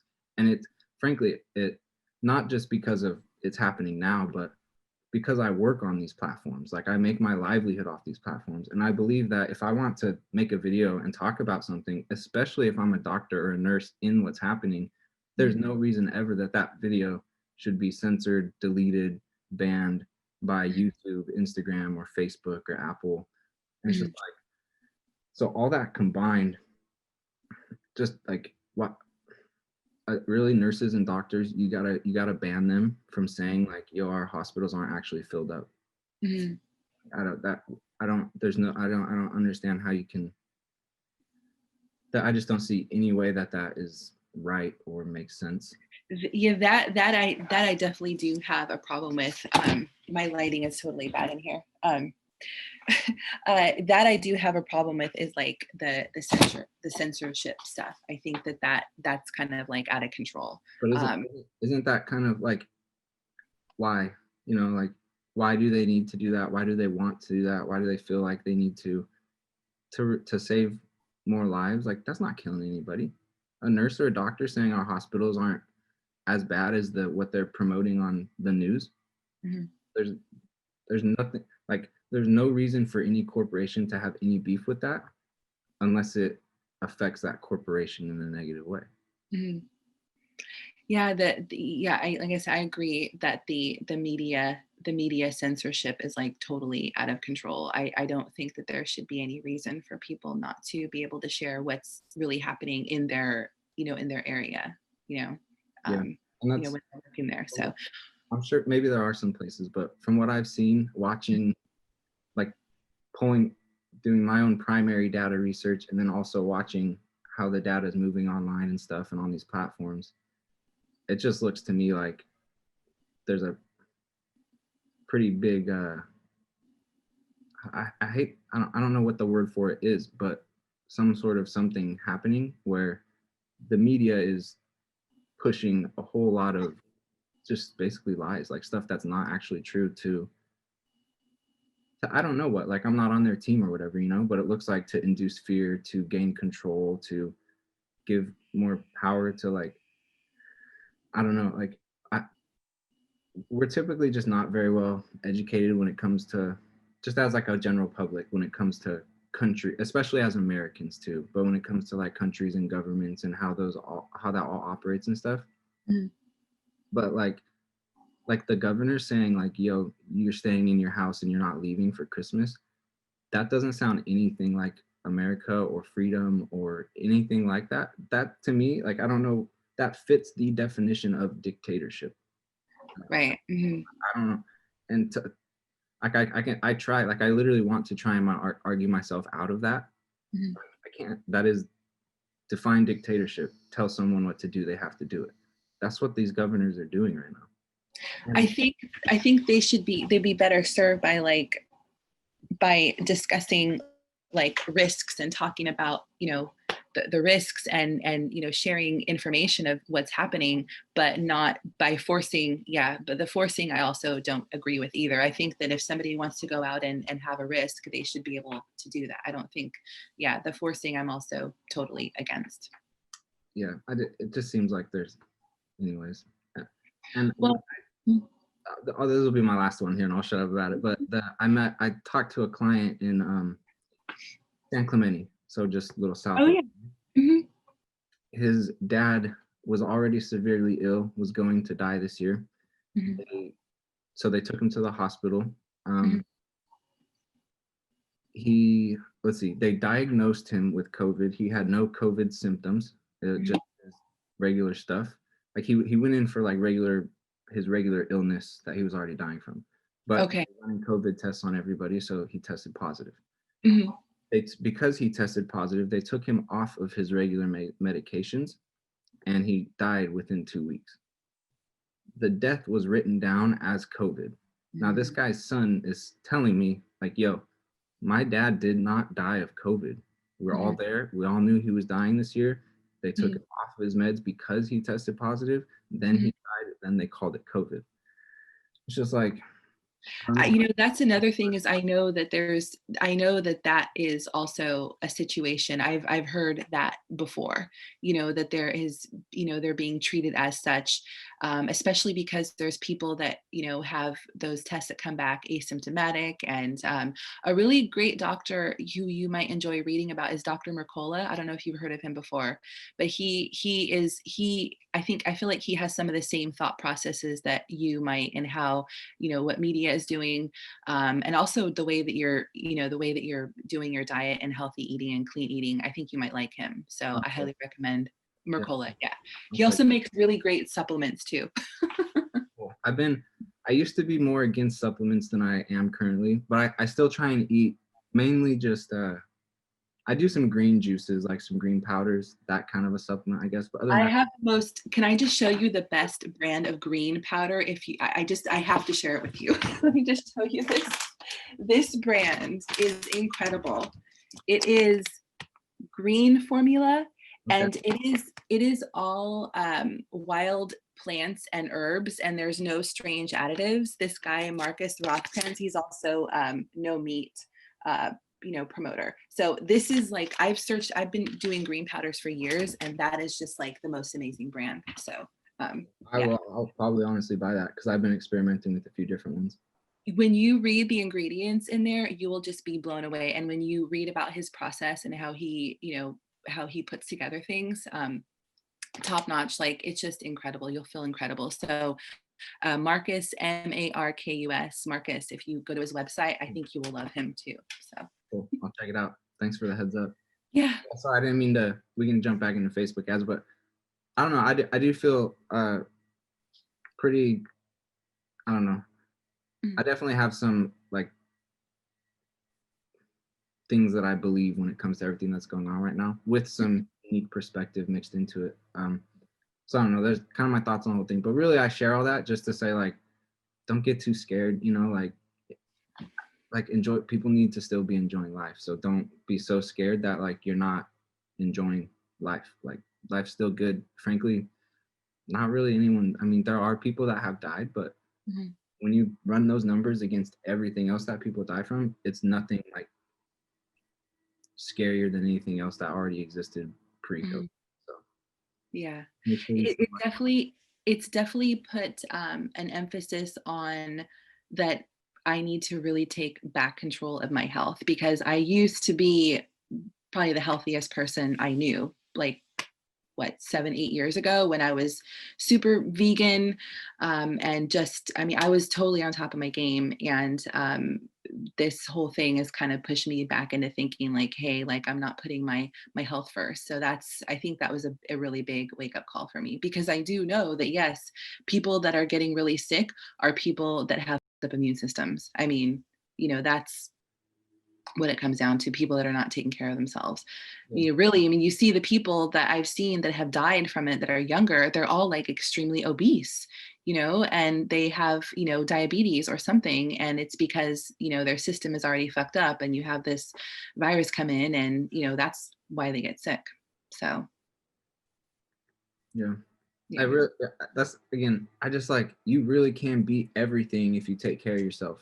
But they're never saying anything about that. It's all just put a mask on your face, stay inside, don't leave. Like, that's just crazy talk. I'm sorry. It's You're right. You're right in that. But then you also have to think that the average American does not take care of themselves, and they don't even want to. They want to still keep going to, like, eat McDonald's and all this other. They're not interested in and that. and you know what? I guess we deserve it. Honestly, like if we're not gonna take care of ourselves, Mhm. then I guess we deserve to just stay locked up and, like, but no, even if we're not in America, at least Mhm, you should still be able to go outside, no problem. mhm. No dictator should be able to say, stay in your house, you can't leave. So what state are you in right now? Missouri, where Oh, there's no wow. no dictatorship here. What is that like? So do you wow, so did you, so I don't wanna, like, get too personal. Are you, like, alone? Do you have a friend with you at I've least? got my Or dog. oh, Yeah, your dog? I've lived on my own for, well, it's kind of been off and on. I guess there's been a couple times I've lived with someone else, but Mhm. yeah, I've basically been by myself for like 4 or 5 years now. Wow, and now you're in Missouri with the Airbnb, probably something amazing. It's probably gorgeous there compared It's to not. what you It's no, it's not amazing. I can't like to do amazing Airbnbs. You kind of gotta spend like three, get close to three or over, like well over 3 grand a month. I'm not. Mhm, There's no reason for me, for one person and my dog, to mhm, spend that monthly on housing. So mhm. like I've done some that are, and one thing that's kind of nice about the monthly housing is you can like move your your monthly housing, uh how much it costs you up and down, which is kind of interesting. But no, I That's don't. I mhm. don't like. I try and find places that are definitely comfortable, but I'm not like overspending. I try and be fairly frugal, but I do try and find like, you know how you can choose entire place for yourself. I try Yeah. and choose that, because you can go way cheap if you like just grab a room in someone's place. But Yeah, I know, and that's what I've been avoiding, so that's why I've been really having to shell out a lot of money being in California to get my own place, because I don't wanna share space with anybody. right. So, yeah, it's been really a learning experience through all the Airbnb, but, um, that's just, what I had to do to get out of there, so Yeah. the thing is, I just can't imagine, like, I mean, I can get in my car and travel anywhere, but I just, because I spent my whole life in California, I can't imagine just hopping in the car and driving to Missouri, and just living there for a month. That just blows my mind. Yeah, I don't know. It's just how I'm built, I guess. And then Mhm, it's not like a better or worse. Everyone's built in their own way. I just like, so I grew up 0 to 18 in California, but like mhm, the second I was able to, I moved. And mhm, since I moved, like I stayed in one place for 3 or 4 years mhm, when I was in college. But other than that, I kind of can't stay somewhere more than a year, it seems like. mhm. So I've just gotten used to it. And then with I like driving a lot too, because you really just get to like take in the whole landscape, and especially if you do like long road trips across America or just like state to state. I don't know, I Mhm, don't mind that at all. And then especially with the whole pandemic stuff, I was I was in contract, and literally like March, April is right when my contract ended and right when they were coming out with all this stuff. And I was just like, I don't think I want to just sit here for a year. Like I don't, it's not what I'm like. I was already kind of making plans to do something. mhm. All that came out, and like I was like, just internally, I was like, this doesn't feel like I'm just gonna lock myself up and sit here for however long the government tells me to. Like, sorry. Um, I know you can disagree with that, totally fine. But I was just like, I'm gonna go, and so that's when I started doing. I started looking at Airbnbs. I was like, you know what, probably a good time to go some places I've never been, slash go to the places that have less dictatorship right now. So that's kind of how that's honestly why I'm in Missouri. I haven't been here before, and I've always wanted to come here. So But do you like it? Like, are you just hanging out at home, or are you, like, going out and doing oh, yeah, things? I go out. So like my main favorite thing to do is just like go out for hikes, walks, runs, stuff like that. And especially with my dog, it's extra fun. So that's basically what I do. Yeah. It's Wow. I've yeah, like some, and again, another part of it is like this guy named Clark Howard changed my mind. He runs like a financial podcast, but he's like, instead of coming up with the place you want to go, he's like, find the deal and go there and then find ways to like it. And I've kind of been taking that approach lately, and Mhm, it's actually really fun because I've ended up in some spots I never would just pick because I've heard it's cool. mhm. But then everywhere's what you make of it ultimately. So Wow, well, that's really cool. That's really great that you did that. It's interesting. I kind of felt similar in that, once the pandemic, started, and I knew what was happening in the house I was in, and I knew I was going to be, spending most of my day there, and just the people that I was going to be interacting with, I felt like, no, I'm not gonna, I'm gonna go crazy, and I also kind of had the thought process, oh, well, if I'm gonna die because of this, then I'm not going to die here. I'm gonna, I need to get out of there. So, You're not yeah. gonna you're not gonna die from COVID. I know, and I kind of know that now more so, but in the beginning, because I was following this shit from January, because I follow international news a lot, and I was watching what was happening over, in Okay, that's overseas. interesting. So I was already, to be honest, I was already scared before anybody even heard of COVID here. That's interesting. I didn't know it was happening until uh, in a text group I was in, someone said the word social distancing. I was like, what is that? So they were like, are you enjoying your social distancing? Like to the group. And I was just like, what is that? And then it got explained to me. I was like, what? What's Oh, happening now? That's how I found out about it. I don't know. But that's kind of crazy. You learned about it even earlier. Now they're saying, I read one the other day that, and sorry, we can move on. But I read the other day that they found it in, what was it? They were testing God, oh, what the old blood samples, and they found it in Red December. Cross. They were testing Red Cross blood samples for it Mhm. and found it in samples from December of 2019. Yeah. This whole story, there's no way to ever find any truth in it at all. It's just one new whatever blah blah after the other. So the only thing I've realized is like, I don't know.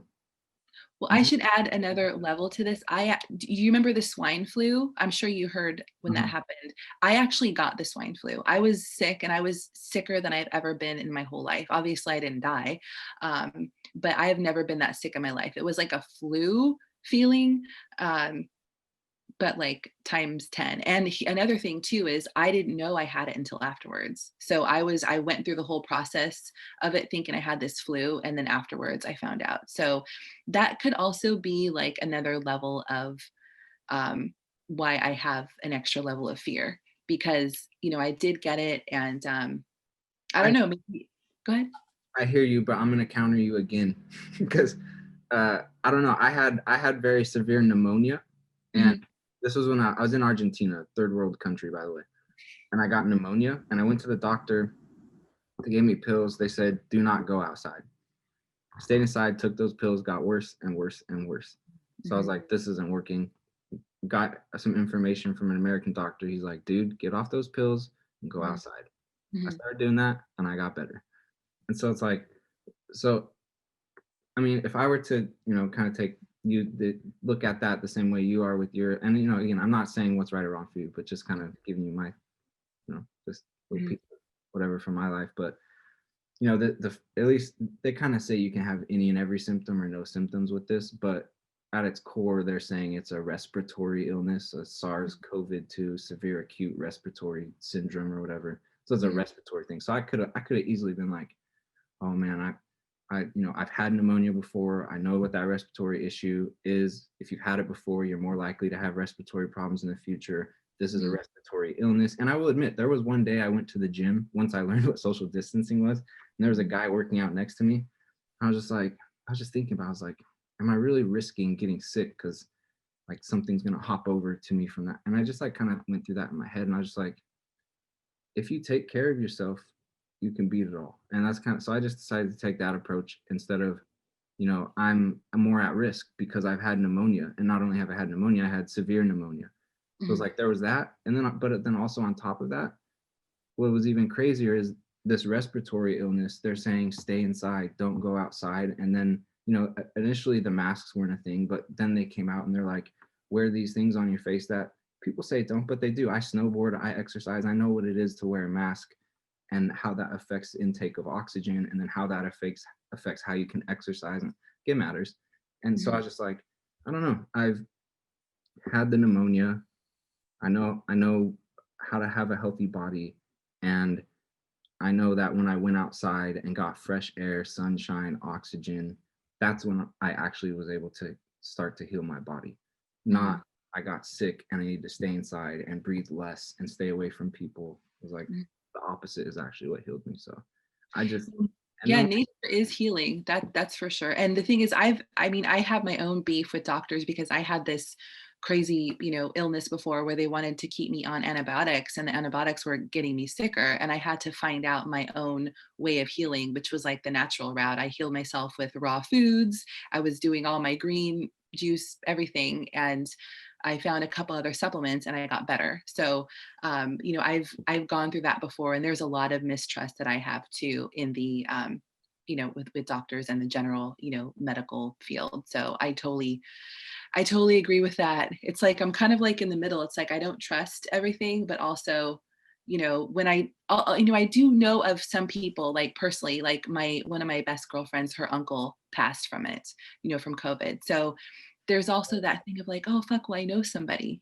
So yeah, I, I mean, I could go all the way to like the test. So this is just a really another simple one, but the inventor of the PCR test, which is the test they're using to determine if people have uh, COVID or not, mhm, the inventor of the test said it should not be used for that and it won't really work for that.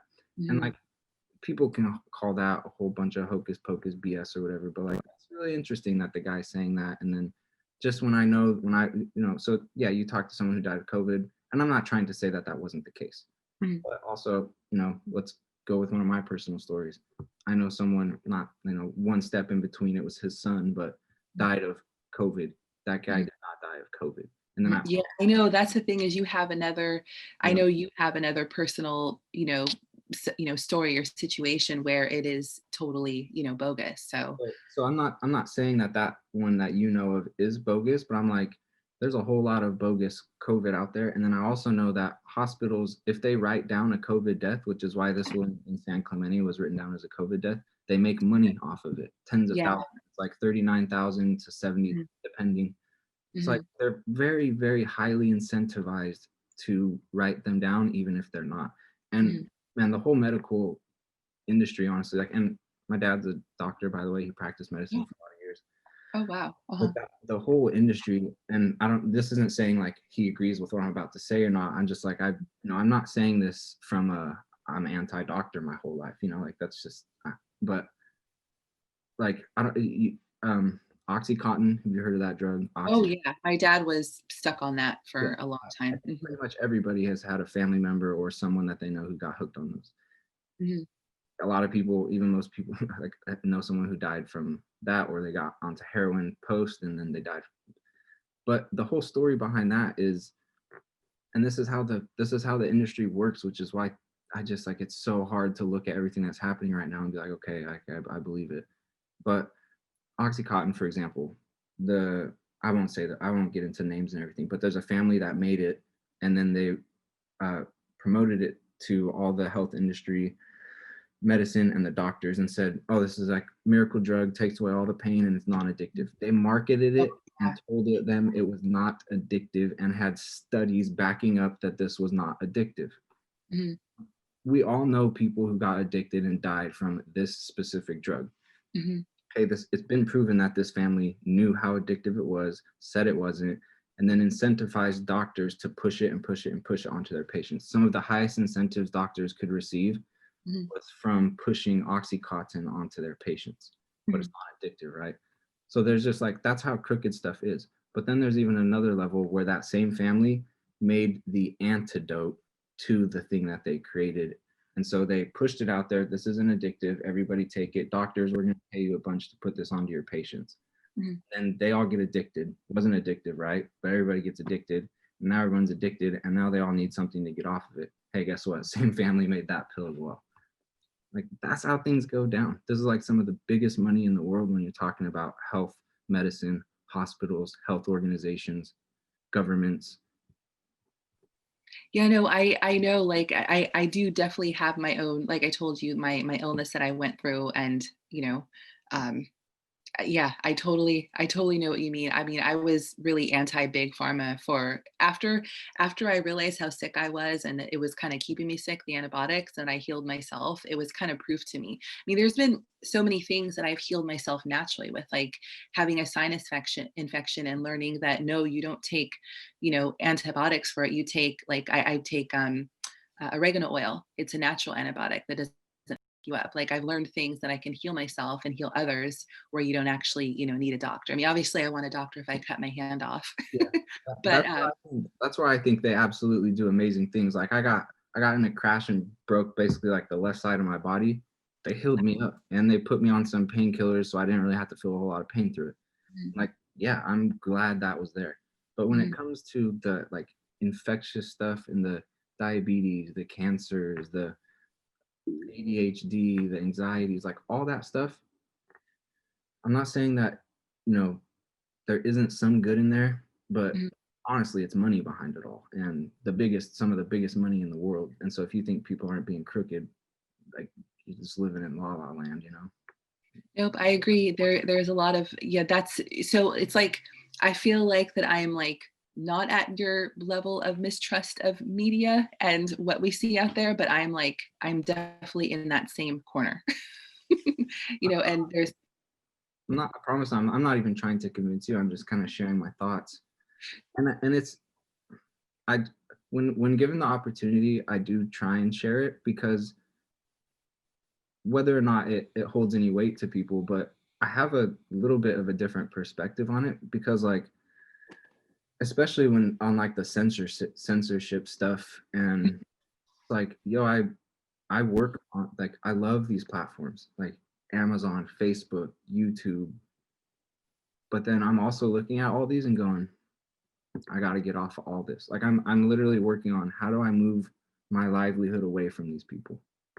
You're probably doing really well. I see your videos have like so many views on YouTube. You're probably doing really well there from YouTube, right? I imagine. I mean I do okay. Yeah, I make an like I mean you can look at videos. I tell you how much I make, but I yeah, don't even know, but I mean, it just seems like you are that you're doing really great.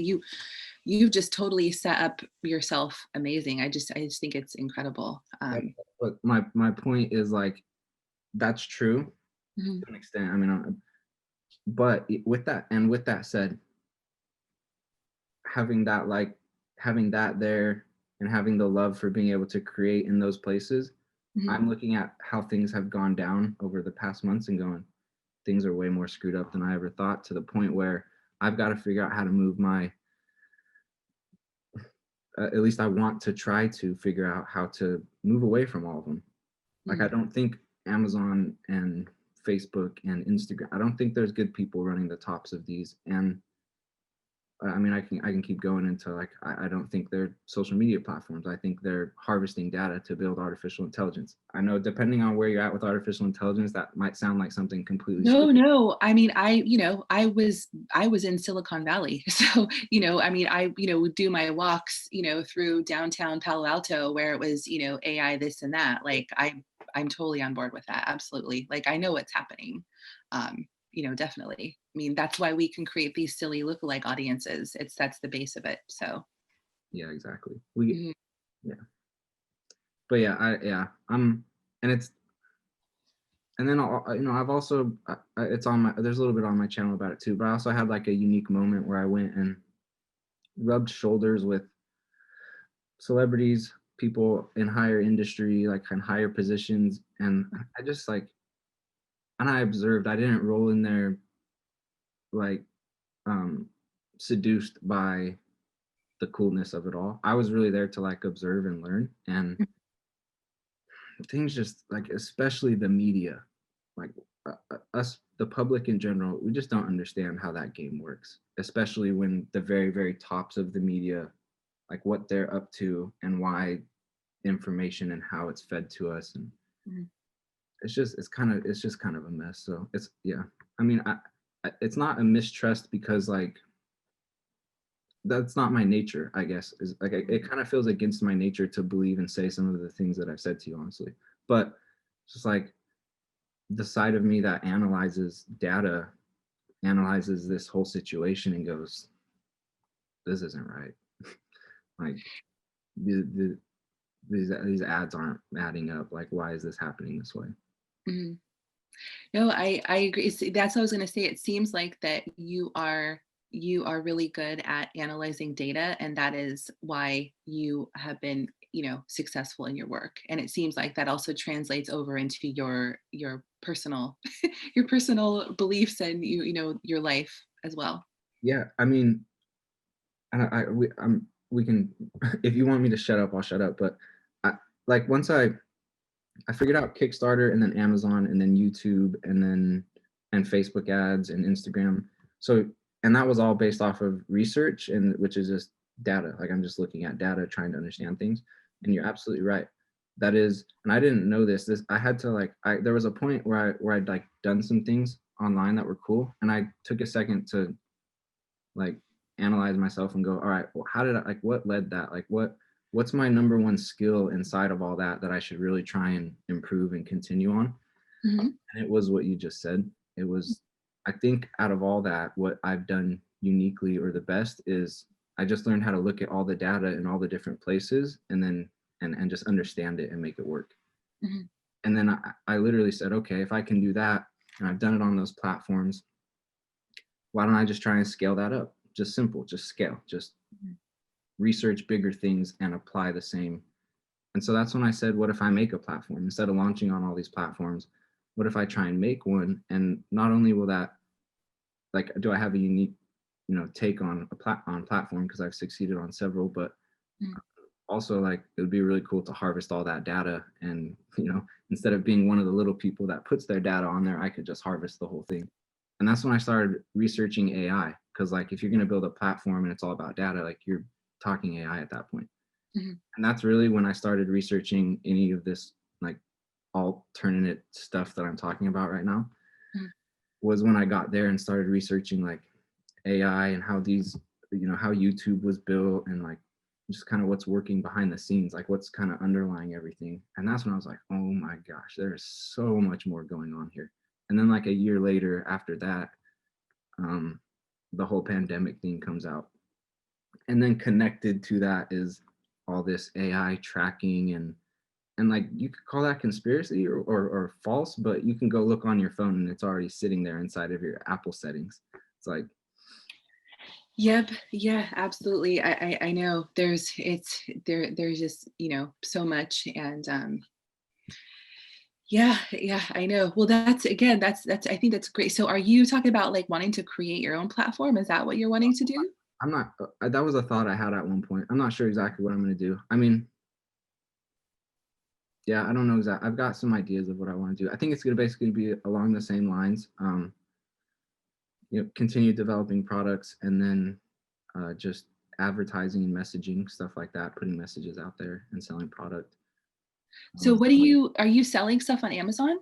yeah, What do you sell? a wide variety of stuff. Because again, the way I approach that is just data research. Okay. I literally go look at data and not even really looking at what the product is a whole lot.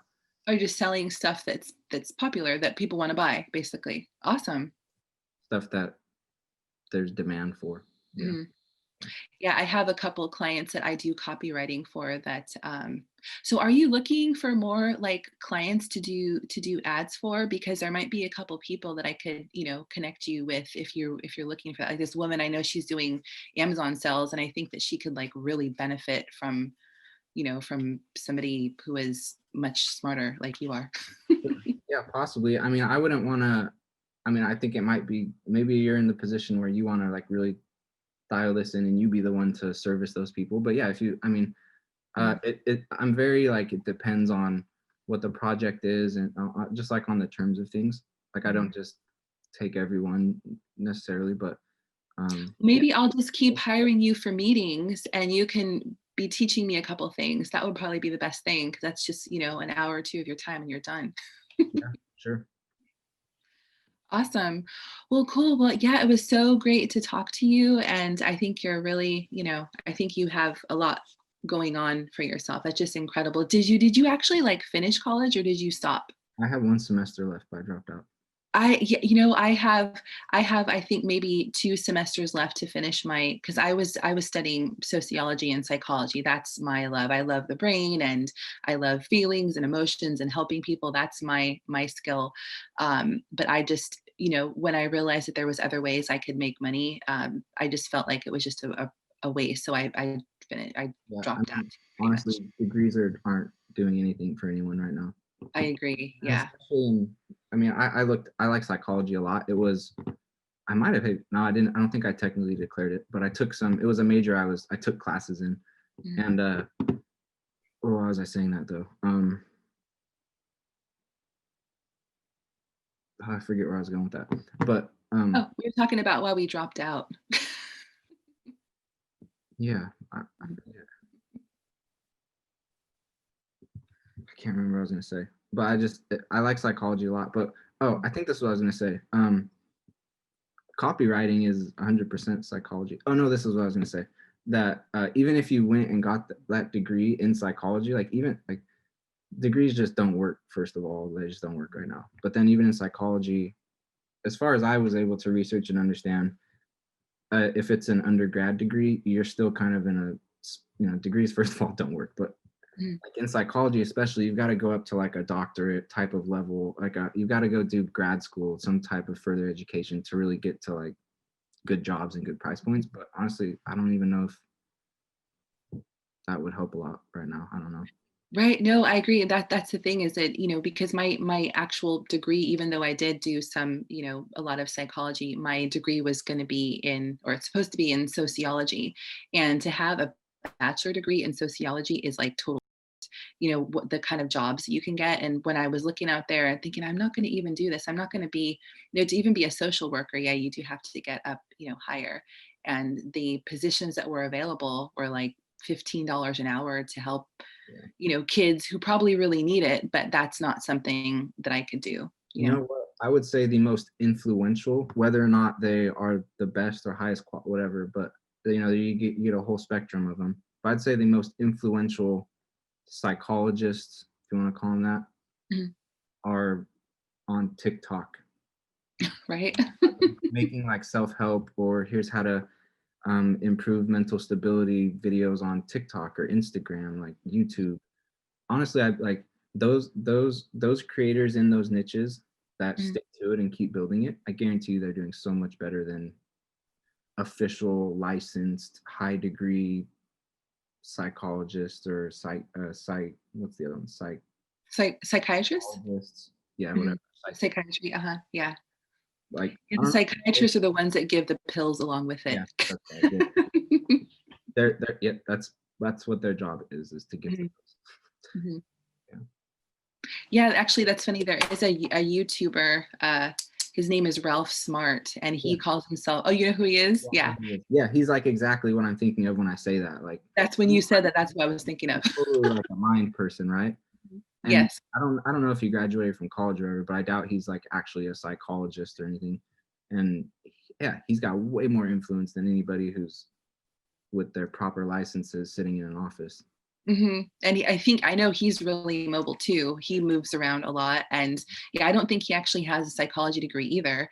But he communicates well, and he communicates well with the masses, and he talks about what people are interested in, and he's making hella money. So you Yeah. know, yeah. Honestly, for the person who's willing to kind of play that social media game, there's way more opportunity there than in traditional education. Yeah. Yep. Yeah. Unfortunately, I would never be. I could never be one of those people. I even see no, and that's understandable. Frankly, I never was either. That and the reason I started, one of the reasons I started, there were kind of two main reasons. One, I wanted to put out good information because I feel like there's lack of it, and then two, I wanted to get better at it because it's a good skill set to have. Like I'm not the person, nor anyone in my family really. Mhm. Like we're all the type like please don't take a picture. Like I'd rather not be on camera. But I looked at it as like as a if I want to get information to people slash as a business skill, that's that we're living right in the put yourself on the video and start talking, But Mhm. I've even seen lawyers talking about like the licensed professionals and stuff. Some of the most influential lawyers right now are TikTok lawyers. It sounds so silly, but like I follow a lawyer on YouTube who provides me really valuable content for like YouTube and business stuff. And I just see other lawyers that it's like, wow, you guys are pulling real views and real clients just from uploading to social media. Like that's pretty Mm. crazy.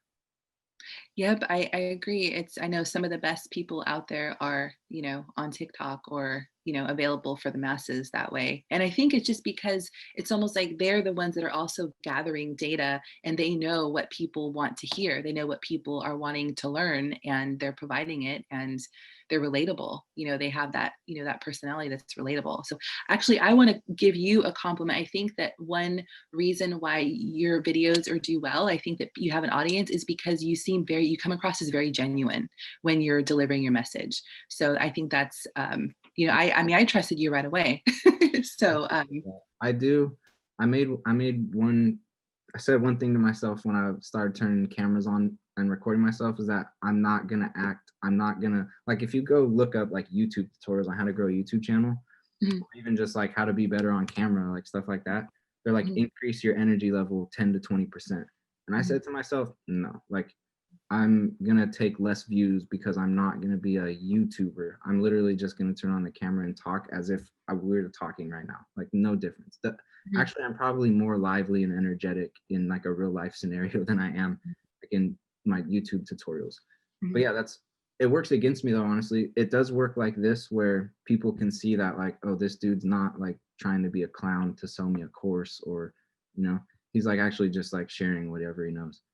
Mhm. But there's other people who are like, dude, you're so boring, you're so monotone. I'm not going to subscribe. I would have watched more, but it's too. It's like I knew, but You get those that's comments? offensive to me more than anything. I knew that from the very second I made a first video. It's just like people aren't accustomed to that on video. People want to be entertained. They want that dose of extra energy through the screen. Mhm. Like I just like I've never really liked. I much prefer the person who's monotone and giving good information over the dude, you're just entertaining and not actually giving me any information that I need. But there's pros and cons to it. But Well, that's you're gonna get that audience who is interested in that, and that's, the opposite type of personality, what you're talking about, like, kinda jumping around and, just kind of too energetically crazy is something that is a total, it's scary for me. It's like a total turn off, and that would be, it just yeah, you were talking earlier about getting quality leads and people. Like for me, like I feel like you've given me so much value that you would be somebody I would want to keep learning from, and that technically I would be a quality lead for you because I would want to be coming back for more business to you, from you. So, it's just all about, the audience that you want to work with. yeah, I think that's absolutely right. Yeah, and a lot of those more energetic, we'll call them YouTubers, gurus, whatever, they do draw more audience, but they also draw a lot of audience that is not the type of person who's actually like working on running ads. They're more just because they got emotionally wrapped up in the hope or the dream or the Lamborghini or whatever, you know. Yeah, But like also it's The Ty Lopez. yeah, exactly that sort of thing. It's also I've also noticed that it's very much an age thing too. Like I remember, especially on YouTube, like the younger demographic on YouTube, man, Mhm, they cannot watch a dry video. Like you got to entertain the crap out of them. The younger mhm. you go, and then just like the older you start to creep up, they're like want someone more like what we're talking about. I don't know. Yeah, it's It's the low attention span and the dopamine hits. I mean, that's what you're talking about, the whole energetic thing and the punches and, the quick communication. It's because our attention spans, not ours, but as a population is so low. And that's why those things are popular. I mean, I've learned the psychology of it. And even the little video ad I created when I made it, and you have the text popping up in little short spurts. My client was like, "Oh, well, maybe we should make it more smoother and easier transitional." I said, "But that's not what people want that's to see." That's astute on your part. It's true. Like I've had to do a bunch of times with clients, but a lot of people will think like well produced, slow, smooth, nice looking video. And it's like no, no, no. Chop that Mhm, up, make it quick, make it all over the place. Like mhm. that kind of not that it has to be that every time, but yeah, that's definitely much more of like the internet type of video that works nowadays. Unfortunately, yeah. You make So people wait half a second too long, they're out. Yeah, I did. I was actually just gonna ask you another opinion, like, on lead Yeah. magnets before. Did we cover everything you wanted to besides this last one? I just want to make sure. I believe so, yeah, because it's just a matter of me doing a bunch of mini tests, and really, I can't believe that when I was typing in the audience, the interest, that for some reason, when I initially typed it in, that they weren't coming up. Like, I typed in affirmations, there was nothing. I typed in self-help, there was nothing, and I don't know what I was doing wrong in the field. That was really strange. I don't So, know. Sorry you had to spend $250 on that. no, no, I'm learning so much from you. So I would love your opinion, since you definitely have, you're familiar with it. Do you have any other better suggestions for like lead magnets besides, me giving out like a toolkit of affirmations? I think I was going to offer like a an audio download like for breath work. Do you have any other suggestions on things that have Honestly, worked well? if you were to ask me for some off the top of my head, I would have said those, like right along those lines. And the only Okay. other thing I'd do, and this is like kind of like my first step, even like there's no just research, like literally go research, look at competitors, what kind of freebies they're giving, lead magnets they're using. Okay. And the way I do that, I guess if you want some strategy on that, the best way is if you can get their ads to pop up in your feed, and you got to go like, you can't do that right away. You've got to kind of train the algorithm, so you got to go like interact with some of their content, like some stuff, be in that niche for a little bit, comment, and then you'll start to get some of those ads. And then the idea is that you see some of the ads with like the most engagement, the most follow, or you won't see follows on it, but the most likes, the most comments, Mhm. and what's their lead magnet, and then basically just steal that, and then keep paying attention to all the ads and all the lead magnets, and then make your magnets based off of those, because that's the proof of what's working best right now. And so if you can get to that data, that's the best place in my opinion to find really anything, as far as like, Well, I'll be honest, that I am actually the ideal customer for my client. I think that's why he hired me on, even though I don't have a lot of experience with this, because those are me. I mean, I'm already following these people, so yeah. And if you came up with those off the top of your head without really any research, then I mean, I wouldn't not do research, but you can trust yourself. Like those are good lead magnets. mhm. And then Okay. another thing, just like how you're testing interests, Mhm, test lead magnets like that. Now, mhm, first, like I said, find your audiences that convert. But once mhm. you've done that, then test 3 or 4 different lead magnets against that same audience, and then you'll clearly see that one works better than all the other three. Okay. Maybe, but that's how you got to look at it. Lear- Learning. What does this mean by learning? If you hover over it, it should give you a little definition. It just goes into a learning phase Oh, where it tries to figure out who to show it to. it says about 50 leads recommended based on 1 day click conversion. Yeah. So, um, when you come back in like tomorrow or whatever and look at it, if it's Mhm. spent like the full $7 and hasn't got you a lead, probably just turn it off, regardless of what the learning phase says. So like if stuff's not working, don't be like, I need to let it keep running because it says it needs to because of the learning phase. If it's not Okay. working, just turn it off. Okay. But the ones that are working, those Mhm. you probably do want to let keep learning all the way through. And then once it's through the learning phase, it says, I think it just says active or, That's the thing, is I've never seen it say learning before, so that's why I was curious. And I've never seen this button where it says inspect. What is inspect? Why have I not seen that before? What does inspect mean? Do you know? um, I don't know actually. I don't know if I've ever clicked inspect, to be honest. I've never seen that before. I've seen the view charts, edit, and duplicate, but I've never seen inspect. Huh. Huh. Okay. Yeah. And I'm glad. I wanted to see what would happen, because I've never seen learning. It's always just gone from in review to active. Yeah. So, Yeah, I'm not sure why it wouldn't have done it the other times, but oh, it might have, maybe it had to do with the start end date. I don't know. But oh, yeah, okay. don't don't get too hung up on the learning phase. Okay. Again, just don't think you need to let it keep going if it's saying because of learning phase. If it's not working, just turn the thing off. Okay. So this one was just the one that we set up. So it was, this has just been like within like, an hour or so. So, hopefully it'll pop up to active like shortly, and I'll just follow it. So learning, it won't go out of the learning phase until it's already collected, I don't know, some number of leads. What it Oh, Yeah. So it could stay there for days. okay. and that's fine. Like that doesn't mean that anything's wrong. Okay. Okay. Well, I'm gonna go through and I'm gonna duplicate a bunch of these and just, change my audience into like affirmation, self-help, all the things, and just run a bunch of tests. And happily, since it's not my own money and he was okay with 33 initially, I'm just gonna go for like the seven. I'm just gonna pick, that's my favorite number anyways. So I'm just gonna pick, $7 on these things here and set them up. Perfect. I guess I want to show you one more thing because this will be helpful. Okay. So if you click on, so above the reach column, you'll see the columns drop down menu, the three bars. Oh yes. Yeah. Yeah. And if you go down and click custom columns. Yeah, I did do that. Uh-huh. Oh, So you have custom. them. Okay, cool. So what I would do, so you have chosen the cost per result. I would Okay. come in here and select the cost per lead option. Awesome. I was hoping you would give me something like, okay, so where is this at? Um, You just gotta, yeah, let's see. I usually just scroll. I can type Yeah, it's lead. cost per lead. Yeah, so click on,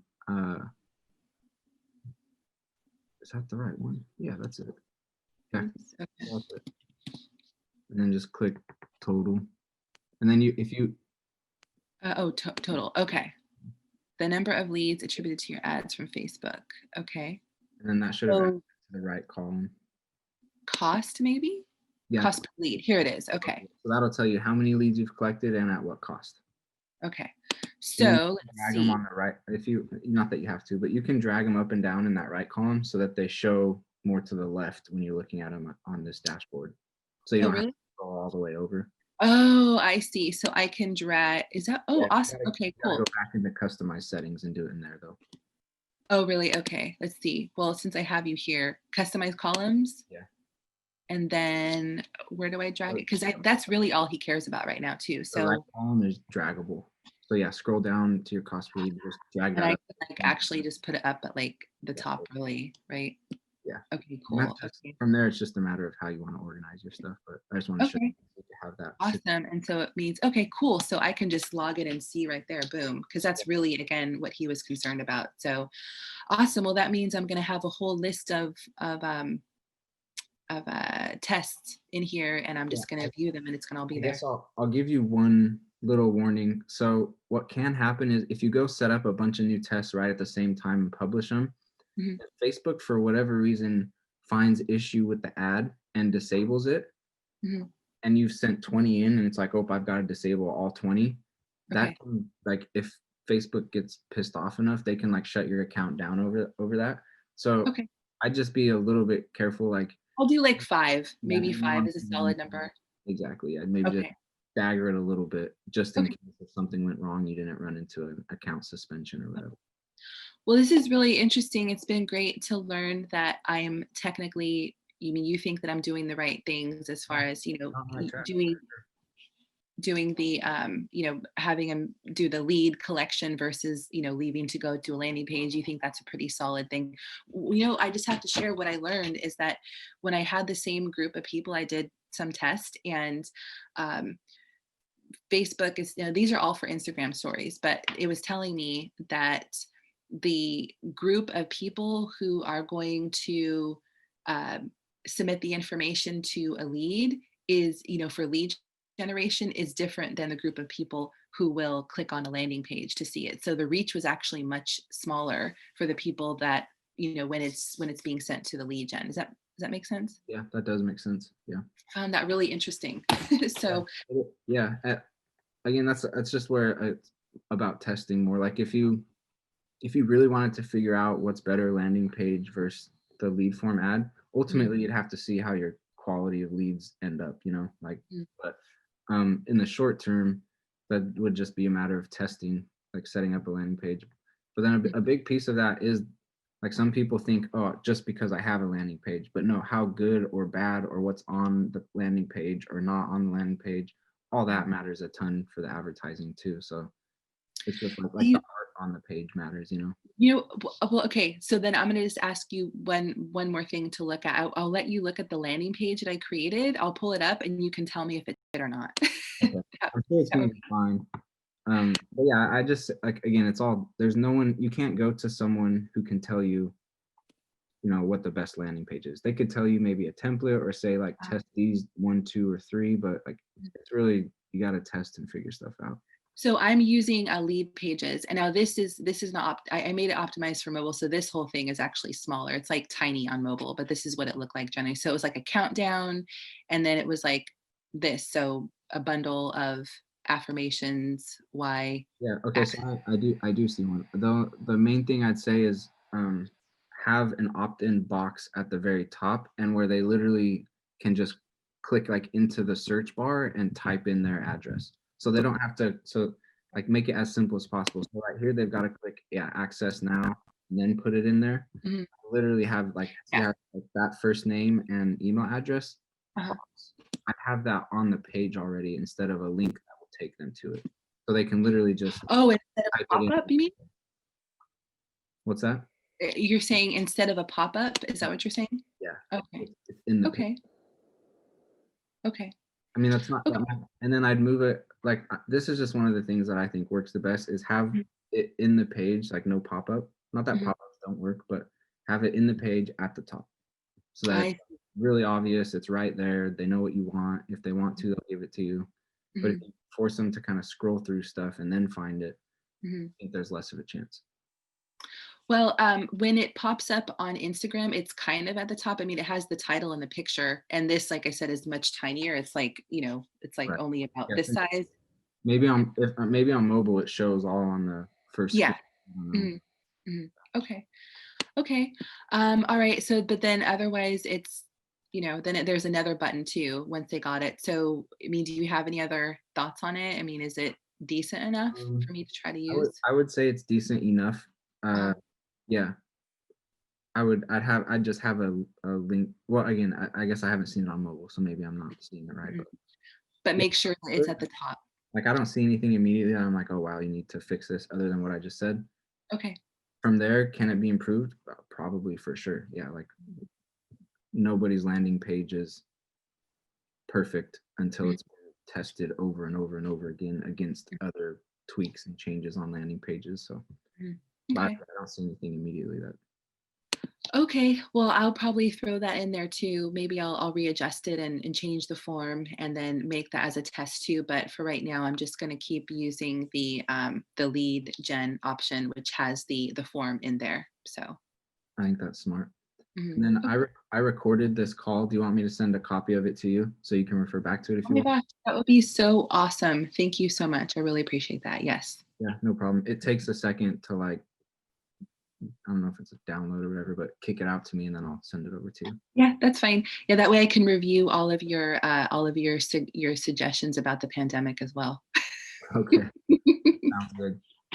Well, Okay. it's such. I appreciate being able to have that conversation because, not that there are plenty of people who can have that conversation, but because we're all basically trapped into just what we're seeing on our screens right now, it Mhm. looks like that's an impossible conversation to have in lots of ways. Mhm. I know I appreciate just being able to talk and share, and yeah, like ultimately, again, the point I wanted to make was just don't be so scared that you're like not enjoying things, especially when it's actually not as bad as everyone's making it seem. Yeah, well, I feel like I'm a pretty open-minded person. I'm very open to hearing other people's opinions because I mean that's how we learn and grow. So Exactly. And they're cutting that off, which I can't stand it. Honestly, that's such like I think we agreed on that like, yo, let people talk if they want to talk. What's the big deal? You know, right. Yeah, oh yeah, if, I agree with that too. if it's some like false, bogus claim, then it Mhm, shouldn't matter. Just like it'll sort itself out. Like, but anyway, mhm, mhm. good talking to you. Yeah, you too. Thank you so much. I really appreciate it.